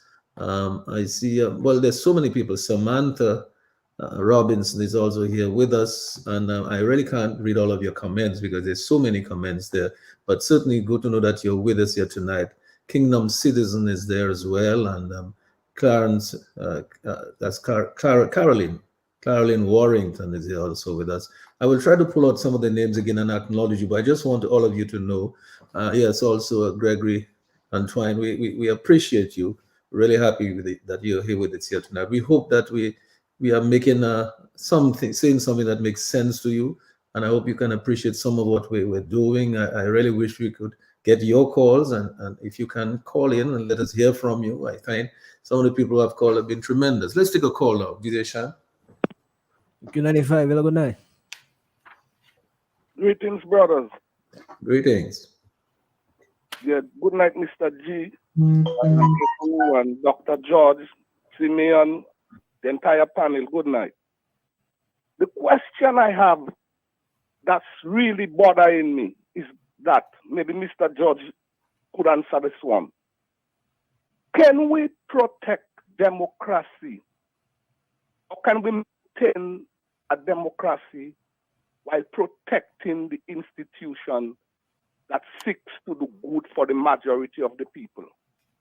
And why I ask this question is because it goes right back to the principle of disloyalty, undermining. Because in a democratic system, all voices have to be content. And it's not everything your leaders say or anyone say you're going to agree to. You could always object or have a different perspective, which is acceptable and should be listened to. But at the same time, I see history just repeating itself over and over again. I hear Simeon talk about what happened to Patrick John, in that his ministers were undermining what the entire party and the committee to do to help the people. We see it happen with Roosevelt Scary. When Pierre was prime minister, he left without the knowledge of the prime minister and meet with the foreigners, some foreign people with China, without the knowledge of the prime minister. And to me, that shouldn't be tolerated, because you have to be committed to the principles of the party. Well, me, if I'm going to join an organization, that means I agree, because I support the UWP, I agree with the vision, the plans, the programs they put forward. And if I agree with that, I'll be committed to these principles to do good for the majority of the people. But I cannot understand, within any organization, you have a set of people, and it's common, as you gentlemen know, that some people within that same organization will seek to undermine the same issue, the same principle they pledge to be committed to. And to me, Patrick John was right on fire in the minister, like the Douglas guy. And Pierrot had the responsibility to fire Roosevelt Scary. And that goes to the UWP. If you are committed to the principles of the party, you believe in the vision, the plans, the programs, the aspiration to help people and to better the country, and you are found undermining the principle, that's not disagreeing with a policy or disagreeing with a principle or a program or a statement made by any member. To me, that is, we cannot tolerate this thing, and moving forward, we have to be very careful, my brothers, because if you disagree with the principles and the programs and the policies, you should resign or come up and make it plain. You cannot be in an organization seeking to undermine the leadership of your organization. That's treachery. Yeah, You know, thanks so my question thanks a again lot, is, how Colin. can we maintain a democratic system Yeah, thanks a by lot, Colin. Appreciate that. protecting the principle and the values of what we're trying to do, brothers? Thank you so much. Yeah, I want to thank you because yeah, I can see that you want to express, and we want everybody to express. We do have a lot of calls coming in, and we're hoping that we can keep the comments short. We have a lot of comments coming in on WhatsApp as well. Somebody is saying, will the new UWP leader recognize the urgent need for a united opposition? You know, the question of bringing in all opposition forces into the big tent. Somebody's asking about that. And DJ Shan, if you don't have a call, I will go back very briefly to Attorney Gabriel Christian, and then I would want to go to Dion George because I know he has quite a few comments that he wants to make. And please call if you want to call. Please call us. We'll take your calls. Brother Sheridan, the question really is, when shall the young Dominicans take the rightful place? When Simeon and I were engaged in this whole issue of good governance, we were in our teens. And what has been the winning formula of this party, apart from using monies from passport sales and other ill-gotten gain to pervert the cause of democracy? Are we as a people susceptible to bribery? Are we as a people just too gullible? Are we as a people ones who have abdicated our sense of civic duty and responsibility to be patriotic and put country over selfish interests? I was told that there was a rally by the democracy marchers one Wednesday, and a woman on the side of the street said, "Me, I can't be with those people because I need to get my house. I need to get my house." The same houses that they don't have titles for.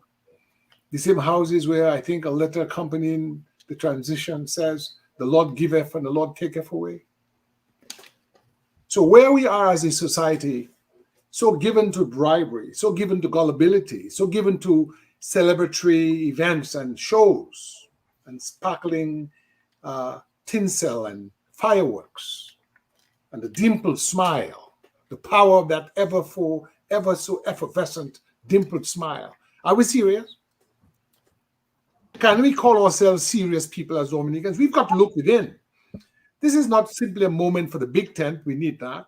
The unity among all opposition forces, we need that. The coming together of all people. But it's also a time for serious self-reflection, introspection. We need to ask ourselves, what shall be the quality of our service? What is the caliber of my civic virtue? And am I susceptible to bribery and to mama guy and brew and that kind of, distraction? And so, as Simeon said, we cannot allow ourselves to be involved in the finger pointing. Somebody once said, you point one finger forward, four looking back at you. The reality is, someone said it, it is normal, I think Simeon said it, in any political organization to have criticism. And criticism must not be misunderstood as treachery. Not everybody's going to agree with you. Even Jesus Christ among his disciples on that famous evening, when he looked around on the I think Dion is more knowledgeable than I am. I think when he surveyed the field in the Garden of Gethsemane, I know Simeon may have been there, but I wasn't. He said that the spirit is willing, but the flesh is weak. And that is the human quality we have to confront. But the point is, the gentleman has done his duty. It is not for others to rise up and do theirs. So get off the block, folks.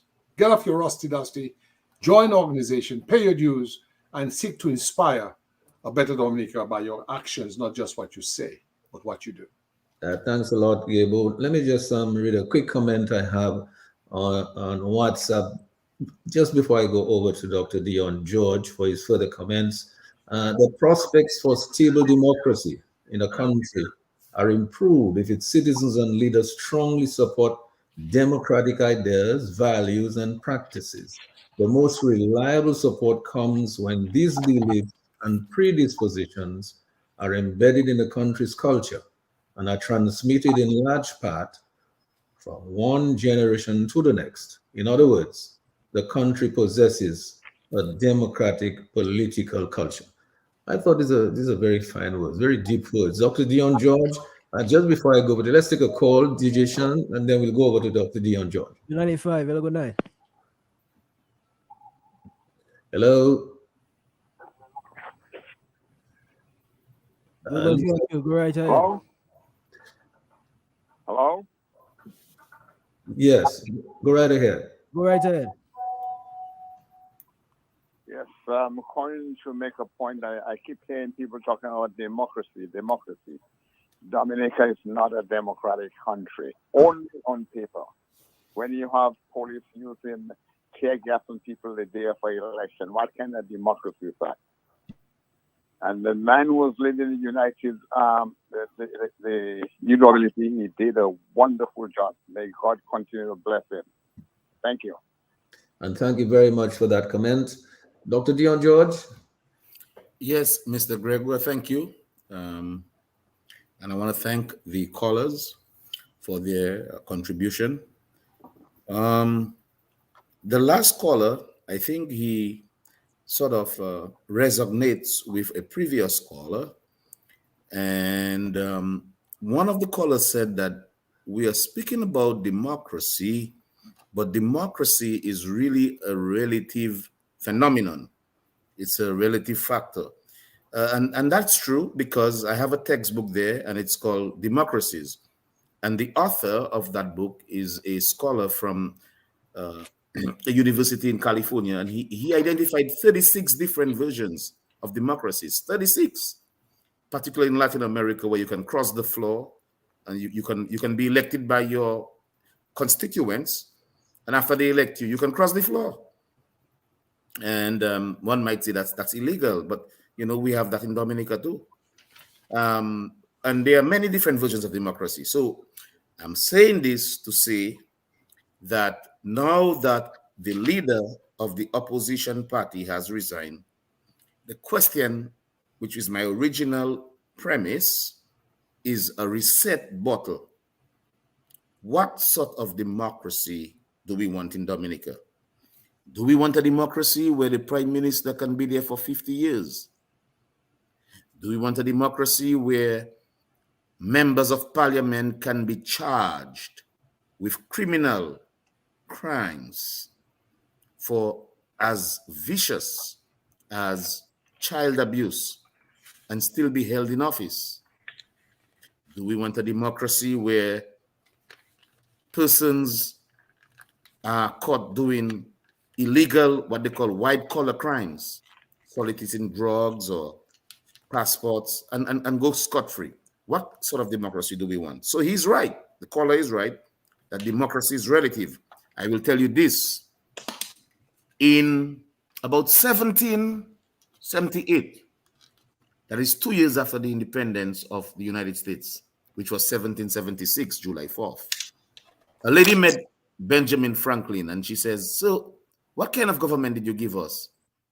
He says, "Ma'am, we give you a republic, if you can keep it." What he meant by that is that the government is not the people that are elected, The government really are the constituents, the people that elect certain few people to represent their interests. And I know Gabriel know about, and he can correct me, about the Declaration of Independence, where they talk about that we have certain elements, certain rights that are inalienable, of life, liberty, and the pursuit of happiness.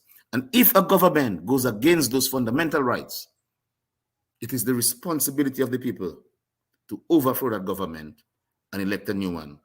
And I always remember Mark, Gabriel, you can correct me, is it Mark Twain or Mark Paine who has the Common Sense?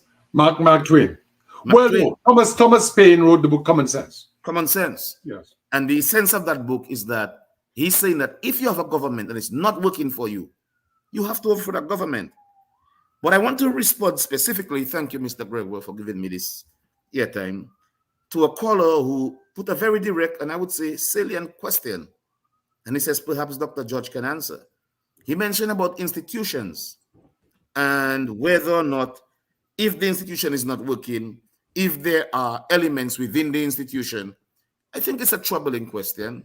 And I think for the most part, the discussion of this evening is a healthy conversation that looks toward moving forward. But I am one who is very objective.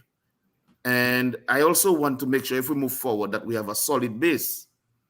What I mean by that is there's what is called groupthink, i.e. that there may be certain people within the party or within Dominica that have certain opinions of individuals. That's not good for the institution of the political party. And we have to deal with it directly. Now, he did not make any accusation. He just brought up the question. And it's healthy to bring up questions. I don't think he's saying anything negative. And I think it's worth discussing. The other thing I would say is this. Eric Williams, one of the first prime ministers of Trinidad and Tobago, one time he asked his cabinet, if he leave, who they think should replace him? Something of that sort. And some folks says, man, I don't think you're going to leave. And those who said that they're going to, he fired them. He fired them completely. One might say that's very autocratic, but we all know Eric Williams is a champion of democracy. Led the self-determination for Caribbean people with Marcus Garvey and them. So I'm saying that there are times that we really have to self-introspect. And I think Gabriel said that too. So I want us to really restart that bottle to go forward. The last thing I would say is when my good friend, Mr. Joseph, was speaking, he talked about what is a good leader. I have some thoughts on that. Please allow me to vent it.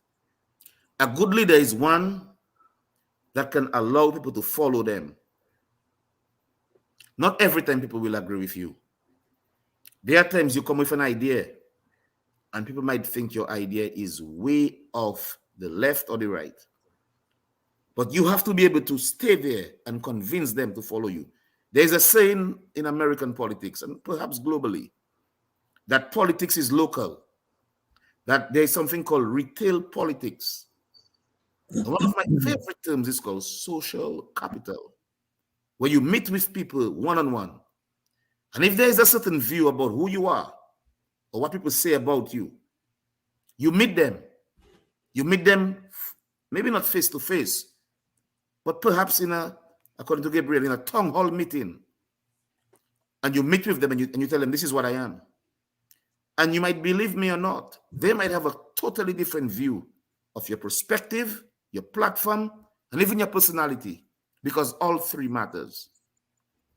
And so I think this is, again, an opportunity for transformational growth. That the party need to recognize that they need to, one, be collective, and two, it's not about individual, it's about the principle of what the party stands for. And I think somebody mentioned earlier that the principle of the UWP today resembles the principle of the old Labour Party. Perhaps that's true. But I really want to just give this. I think to be quite accurate, they said it resembles the principles of the Libla Labour Party. Good. Which I don't think that we are that diverted away. Yes. In other words, that they stand for justice. They stand for the common man. I think that's it. And on that note, I want to just bring it up because it exists. Someone called, I think it's a female voice, and they mentioned the idea that how do we as Dominican people can sit there and drink the Kool-Aid of on the eve of an election, a village was bombarded with tear gas and bullets. And it's like nothing is happening. That is why, Mr. Gregoire, I am so thankful for Nitcliffe, that we stand for the environment, but we also stand for social justice. There are certain things that really has to be asked. Nobody is anti-government. We love Dominica. But how can you do that to our people?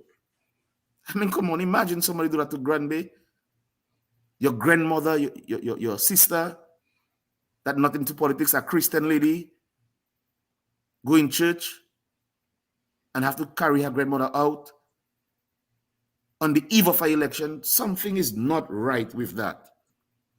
And all Dominicans should recognize that and not sweep it under the floor. So these are things that are burning my spirit, burning my soul. And so I guess one of my ending points would be this. What do we want for Dominica moving forward? Do we want a country where one party is in control forever and that's it, like when we had kings and queens, or like Cuba? Or do we want a party with a dynamic, and the word dynamic really means changes and growing, progressive parties where we can compete like Democrats this year, Republicans next year, and everybody is on their toes. You better respond to what the people want. There is something which is called human nature. Thomas Hobbes, an English philosopher, says that you cannot change human nature. And he defines human nature as being brutish, selfish, and mean. There are some people in the Labour Party that have expressed themselves as being, I won't use those words, but they reference themselves as animals. Real bad animals. And Thomas Hobbes says, you cannot change human nature. And so how you as a leader, the question I'm referring to here is what my good friend Simeon spoke about. What kind of leader do we want? Are you going to fight every fight that comes to you? Or do you let it slide down like water on a duck's back on a dashing leaf? Let it slide. Do you pick your fights? And so a leader has to be one that knows when to engage. A leader has to be one that can let people rally around them. Interestingly, a leader has to be one sometimes to yield even to those that are against you. Because you know the old story, an enemy of my enemy, something like that, is my friend. If you look at the war in Syria, Russia and the United States, they were both against ISIS. Today, they're against each other. And so these are very deep philosophies and deep thoughts that one should consider. And I think, as we all have agreed on this panel tonight, the resigning of the opposition leader of the party, it speaks volumes. It speaks the level of epiphany of what democracy is. And it creates an avenue for transformational growth. Right. Now, thank you, Dr.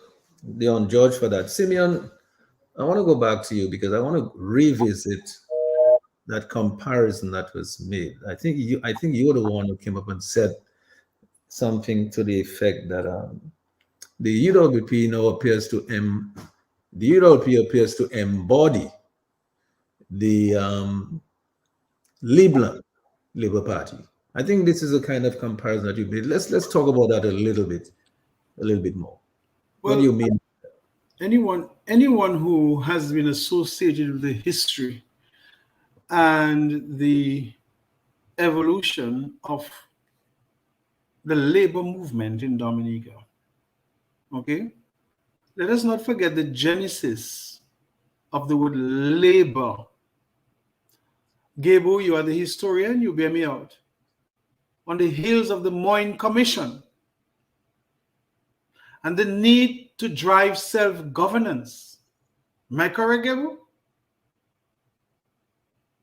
Absolutely. The Labour Party came out in the Labour movement, the Democratic Union came out in 1945, and the Labour Party came out in 1955, 10 years later, as a child of the Labour movement.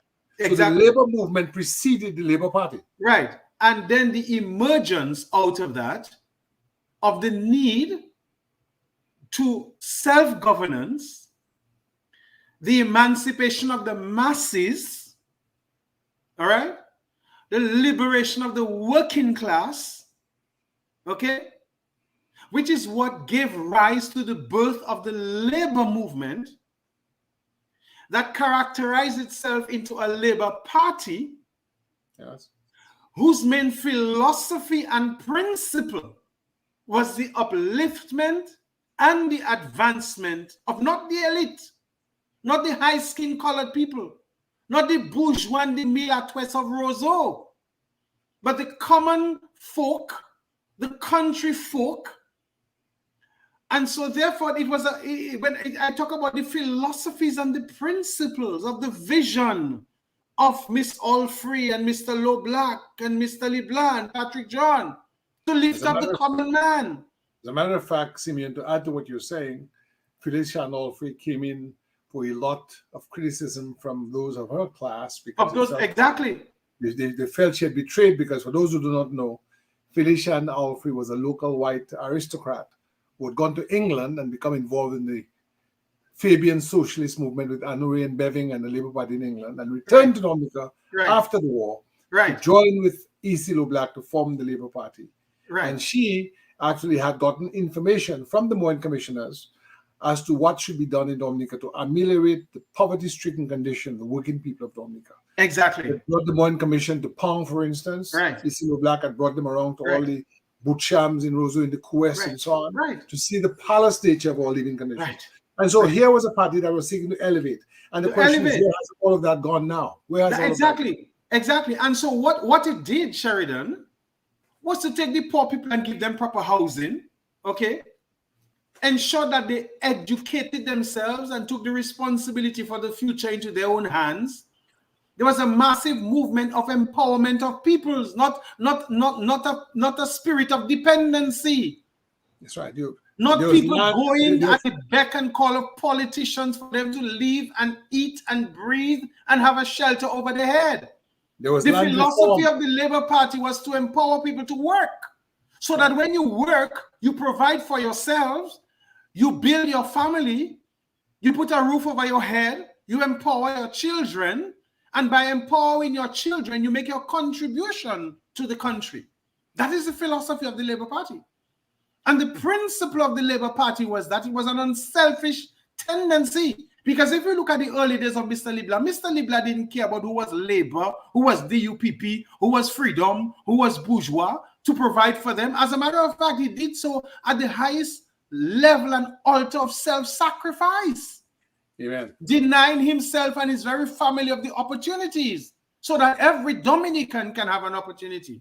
This is the philosophy of the Labour Party that I know, that I was born into, that I grew up in.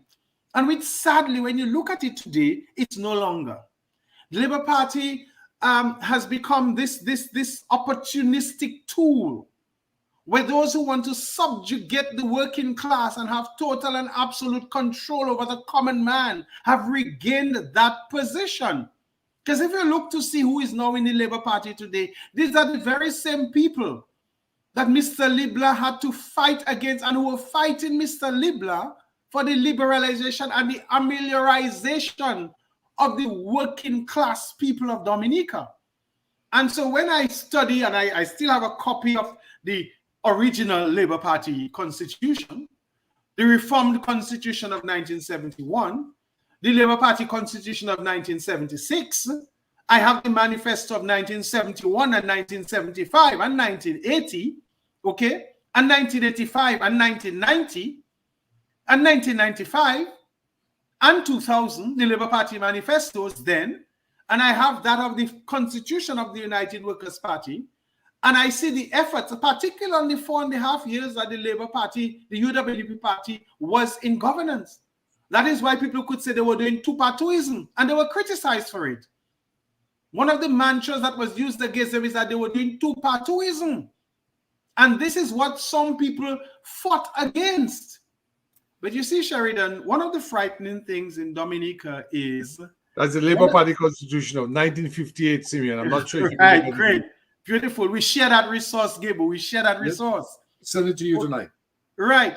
And then you see, Sheridan, one of the things that we who have emerged from the common man in Dominica, ordinary parents, know is that there has always been that force in Dominica, what I would call a certain elite section of our population, who have always sought to control people. And if they cannot control them, they will try their best to sideline others. And that's what has happened in the politics. And so what has happened today, this elite group of people have arrested, so to speak, the Labour Party that we have now, so that they can manipulate and control for their own benefit. And that is what is happening.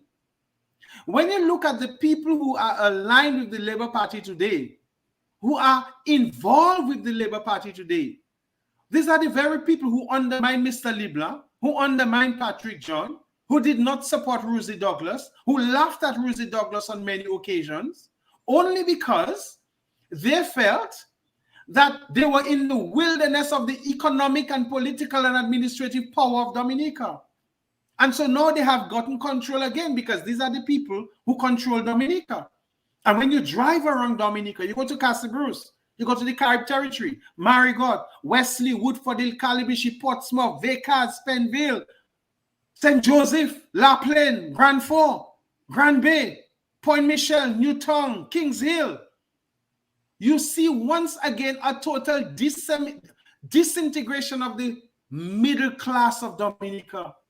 The people whom Mr. Libla had empowered from poverty to middle class.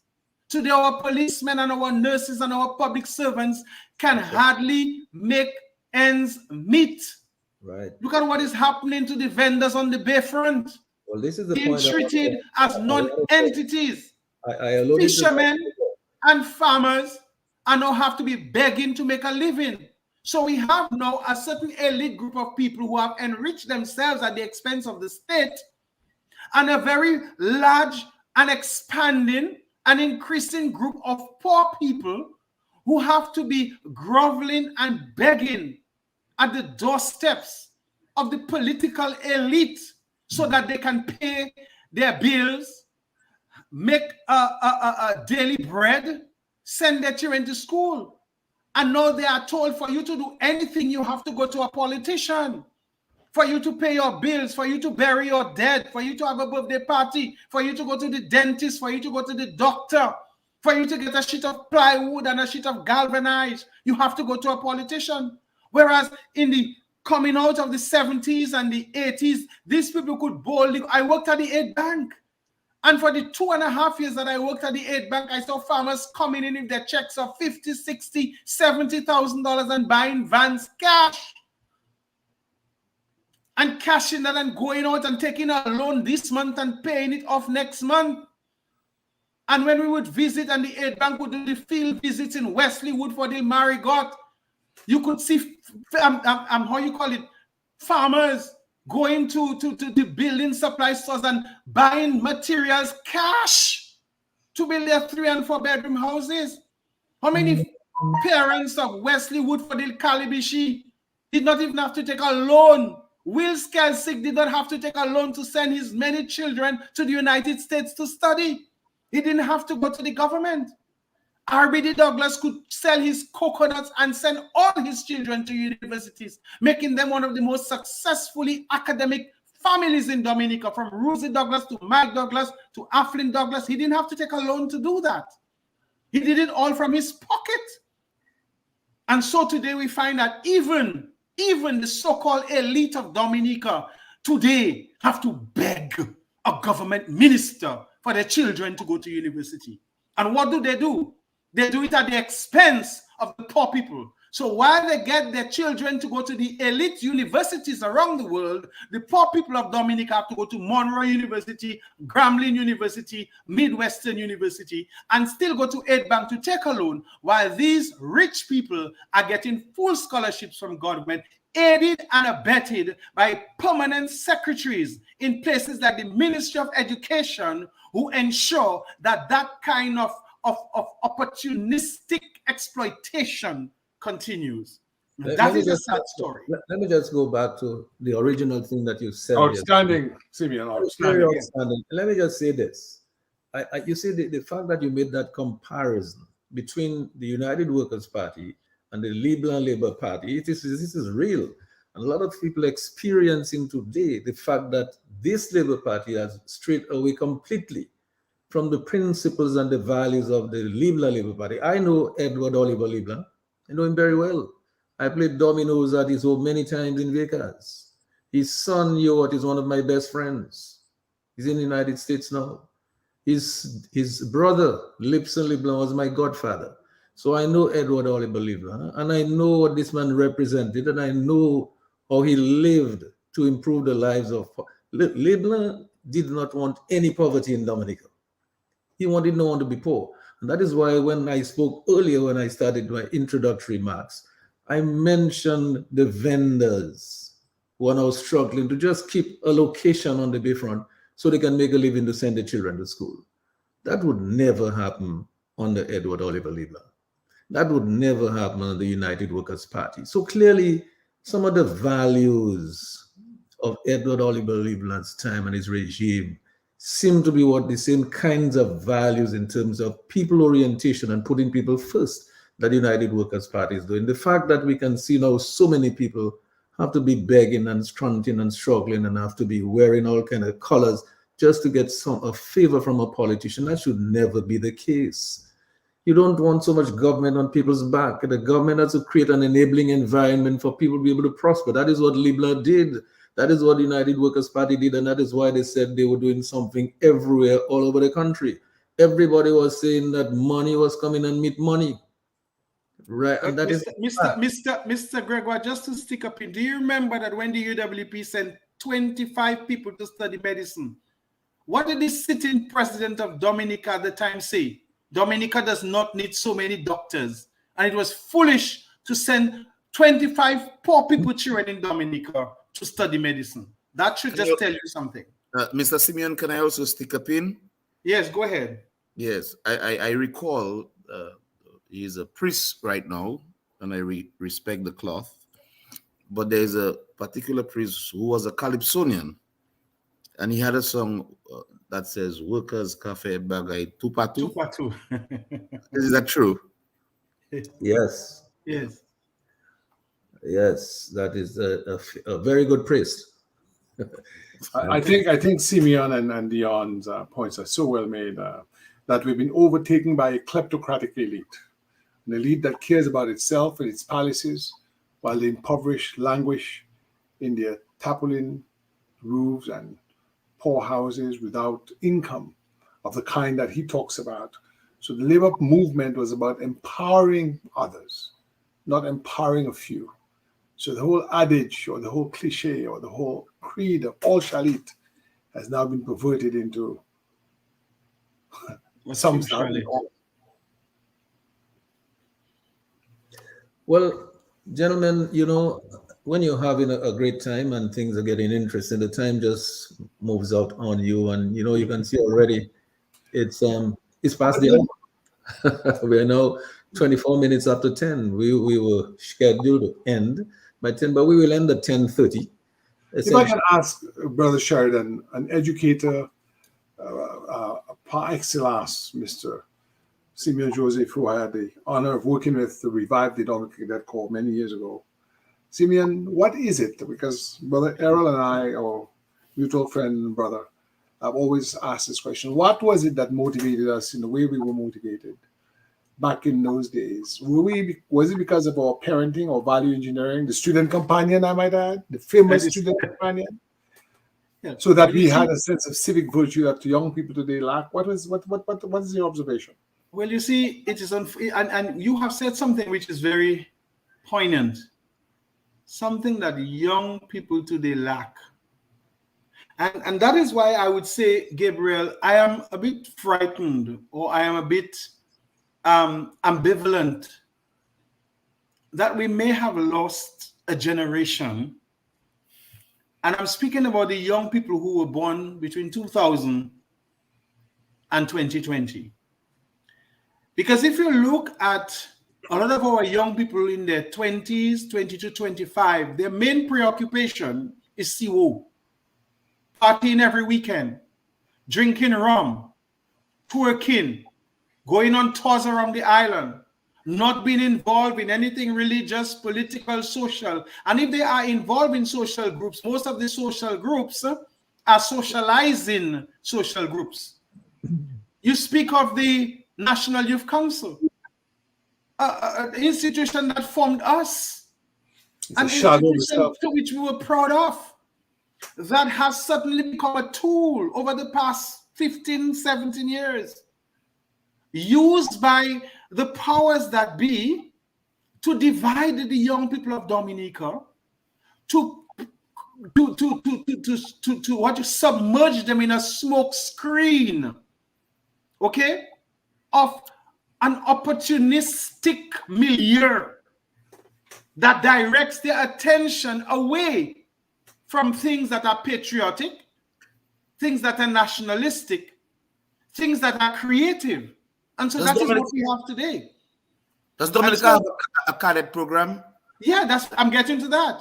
And one of the things that Gabriel, I mean, I remember when I was assisting, when we were trying to bring back the Cadet Corps, this was a thriving organization in all our secondary schools. Even that too was hijacked and politicized. Being used today, we have members of the Cadet Corps who have not gone to the police training school, who are members of the police force, being donned in camouflage fatigue, involved in the very same police persecution and harassment of citizens. And I see them on videos. And so what does that tell you? That every measure of civic education has gone down the drain. Gabriel can tell you the efforts that were made in himself, Nicholas George, myself, Claudine Roberts, and so forth, even Raven Blackmore, to revive that program. The efforts that were made, the sacrifices that were made by people like Gabriel with their personal investments to revive the Cadet Corps. And then what happened again? It was politicized. It was infiltrated by elements of the powers that be, and they diverted the program to become a program that was once a tool as a support for the government, to the extent now that it has been understaffed, underfinanced, without any clear leadership, without any clear organization. And sadly enough, and I can tell you one thing, I served on the resurgence of the Cadet Corps from 1980 to 2012. And then all of a sudden, I represented the Ministry of Education on the Cadet Corps. Gabriel can tell you, making sure that they had their civic camps and their summer camps, and they went to Barbados and all of those things. And for some political reason, the Minister of Education then decided that because he thought that I should be removed from the steering committee of the Dominica Cadet Corps. Just like that. And they placed someone in the Cadet Corps who never attended an executive meeting, who had no interest in the Cadet Corps. And so the Ministry of Education participation in the Cadet Corps then became diminished. And so we saw the dismantling of the Cadet Corps in our schools. That's very sad. Very sad indeed. And so, Gabriel, I'm just we had good leaders, we had good principals, we had good teachers, we had organizations in our school, vibrant student councils, the things that were non-political, where we were taught to think independently and critically, and to have school debates. Panel discussion. How many times did we go to the House of Assembly upstairs in the 5th floor, be invited to sit down to listen to the debate in Parliament as student council members of the Dominica Grammar School, and sitting right there as people like Duke Williams, Errol, yourself, and I. Not everybody supported Freedom Party or Labour Party at the time, but we were invited there as students of the Dominica Grammar School and the Convent High School and Wesley High School at the time, and one or two people from the post, to become part of that civic process, to witness, to observe the functioning of government, and by extension, going back into our schools and in our communities, and sort of encouraging participation in good governance. That's what happened. So you can't plant oranges and pick apples. No, you can't. Bottom line, we have to create that structure for value engineering, and this regime has miserably failed our young people.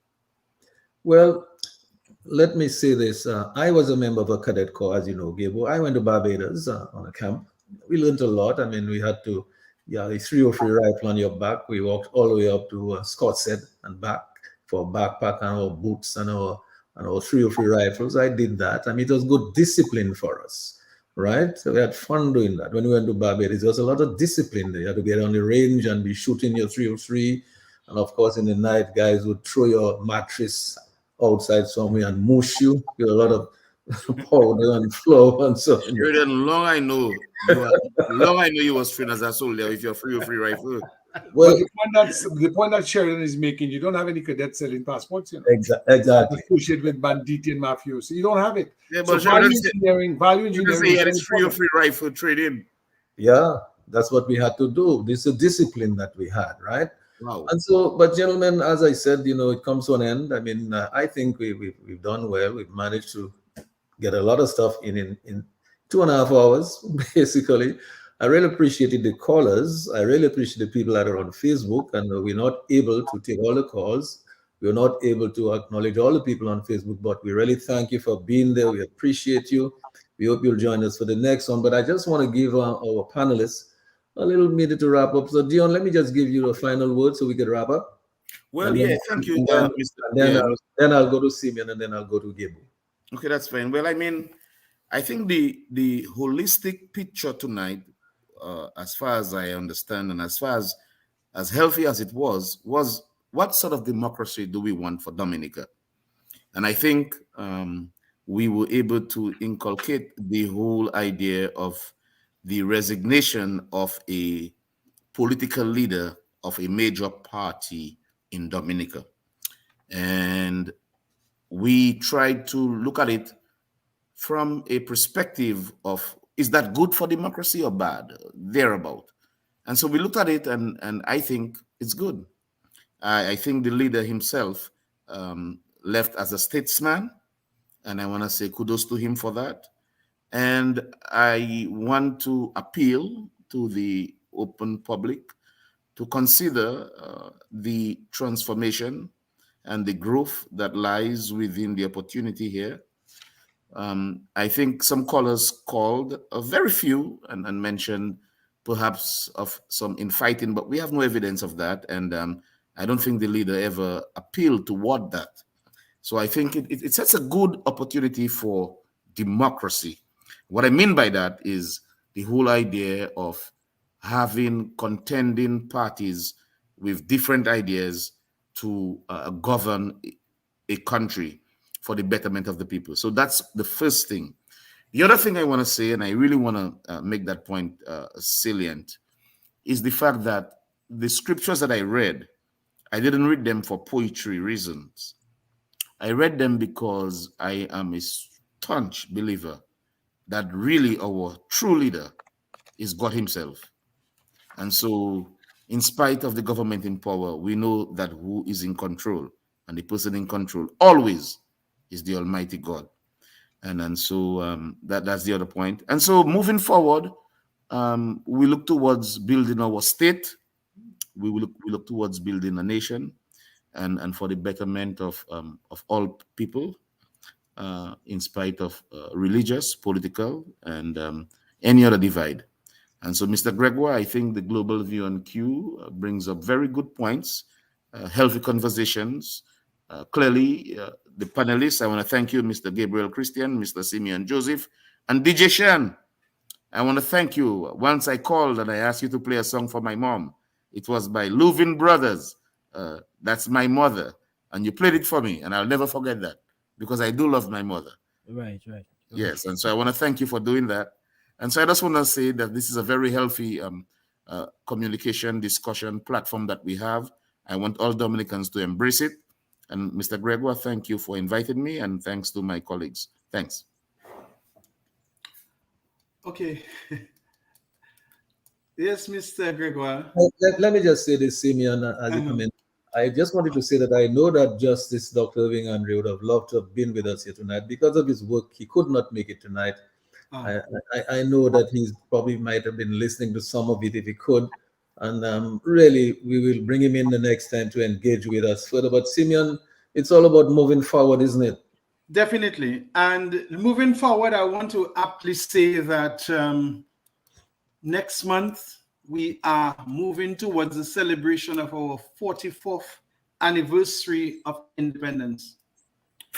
And when we reflect on those 44 years, I can say that the past 20 years, sadly enough, has been a total reversal of our independence and our autonomy. I would dare to say that we have seen a betrayal of the trust and hope that was lit in the Windsor Park on that 3rd November 1978. And it is sad to see, as a people of Dominica, what we have come to accept. We have come to accept diminished respect. We have come to expect an erosion of our autonomy. We have come to expect a compromise of our independence and our integrity. We have come to expect a dashing of the hopes of 1967 and 1978. And we have come to expect that the possibility of hope that Dominicans once held, today, 22 years of our independence, has almost seen a denigrating and a dissipating of our democracy. And so as we reflect tonight on the object of the discussion, what stimulated this discussion, I want to perhaps end by how I began and taking some example as we move forward, as we seek to have leaders of perhaps whatever political party in our country, that we look forward towards having leaders of integrity, leaders of compassion, leaders with confidence, and leaders with flexibility. And above all, leadership in a democratic system that needs statesmanship as compared to just becoming a politician, which implies possessing the honesty and the ability to stand up for what is fair, even though it means resigning from a post or losing an election. And above all, to recognize that we need political leaders with political leadership skills who will provide and prove to be successful leaders who can easily distinguish between success and failure. A successful leader who will have a visionary dream and understands how to turn visions into success stories in the modern world. And let's look at some to skills of good political leadership, of people who will communicate well with their own, have a certain level of honesty and integrity, be decisive and firm and eclectic decision makers, that they are able to inspire all, not some, and to convince them to work for the common good. And above all, be able to know when to say goodbye. I have done my duty. Let me move on, pass the baton, because Dominica does not belong to one man. And Simeon, I thank you so much for this dynamic closing remarks here. Gabriel, Christian, I believe tonight the reason why we're here is because of the magnanimity of Lennox Linton to have done what he did, and that gave us the opportunity to engage with each other on these precious things about leadership and democracy in our wonderful little island of the Caribbean. Your final closing remarks. My thoughts go back to my early days. I grew up with Lennox. I met Lennox in 1970 when I was 9 years old. We lived on the same street. His brother Coleridge was a cadet. It was something that was very exemplary to see Coleridge coming in from parade. His parents were teachers. They had a home full of books. They were of that generation of the student companion. Honesty is the best policy. Waste not, want not. Spare the rod, spoil the child. Make hay while the sun shines. That value engineering that we knew allowed for us in the period 67 to 77 of internal self-government to have allowed us as an associated state of Britain to have had better and more law-abiding lives. We did not live in a lawless society where people had to be imprisoned behind burglar bars. We were striving towards Black empowerment and Kalinago empowerment, full of pride and godly reverent fear. What was the national anthem that we so adored? What did it say about our character as a nation? It said to us as follows: "Come ye forward, sons and daughters of this gem beyond compare. Come ye forward, sons and daughters, do the right, be firm, be fair." Are we doing the right in Dominica? Sheridan, you're an old cadet. Simeon, I will accept him as one. Dion's father taught me as a cadet. And that is what we were inculcated. That was the value engineering. Today, we hear of ministers seeking sexual favors for scholarships. It's rampant. The rot in the police force, the favoritism. A head of the Department of Audit on the radio in partisan discussion, unable to detect the fleecing of the Treasury. The police involving itself in partisanship, a police inspector on the radio day in, day out, in violation of the general orders and the very ethic of an impartial police service. A country that has sold its birthright on the international market to bastards and mafias and mafiosi, bastardizing our nation, its very name, our very reputation, our dignity. Have we no shame, Dominicans? What independence? It's a fool's errand to say we have independence. We have been bought and sold. We do not even know if we still have a country. And so I condemn any talk of independence when we've been sold down the river, when we don't have transparency, when we don't have dignity in office, when we don't have patriotism in office, when we don't have any abiding by our constitutional norms, when we have a one-party state and a one-party philosophy, and when people are arrested because they are in opposition to the dictatorship on Dominica. When the consolidated fund is robbed of $4.2 billion that is placed outside in offshore bank accounts. And so the local banking system now is in a state of collapse because there's not enough internal industry of the kind that Simeon Joseph spoke about, of farmers coming to the bank with deposits to make.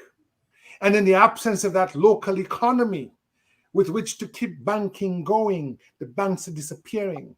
If they're not disappearing because of the anemic economy or the absence of an economy, they are disappearing because they're afraid of being sanctioned. And those sanctions can be very severe and would eviscerate their bottom line. This is the country that we say is independent.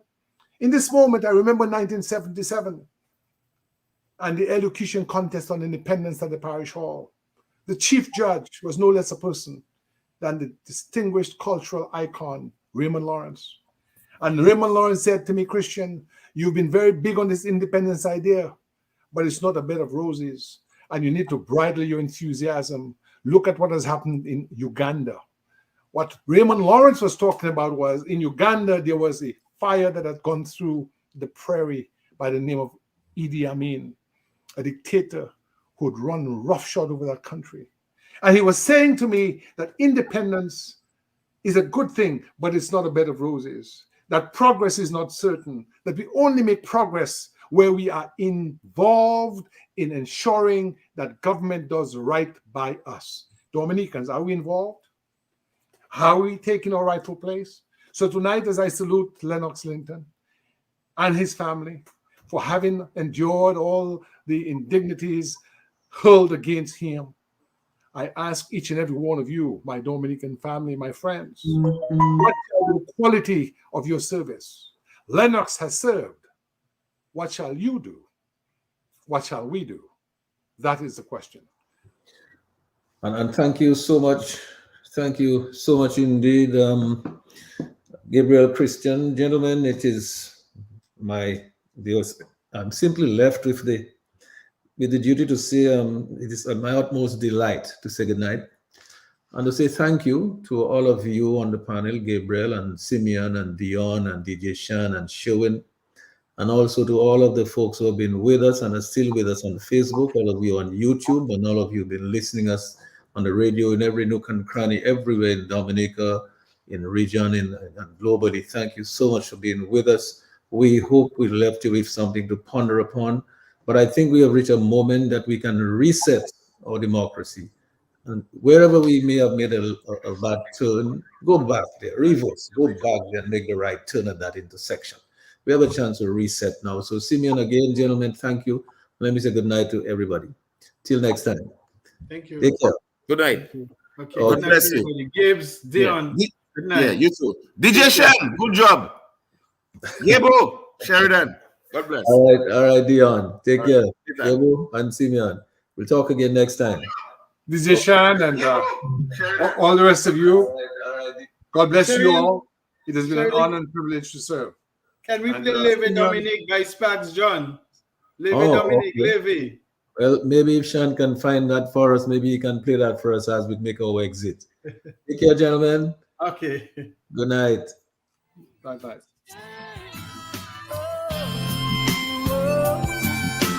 Looking out my window, and I'm a thinking of tomorrow, and I'm a wondering what the future will be.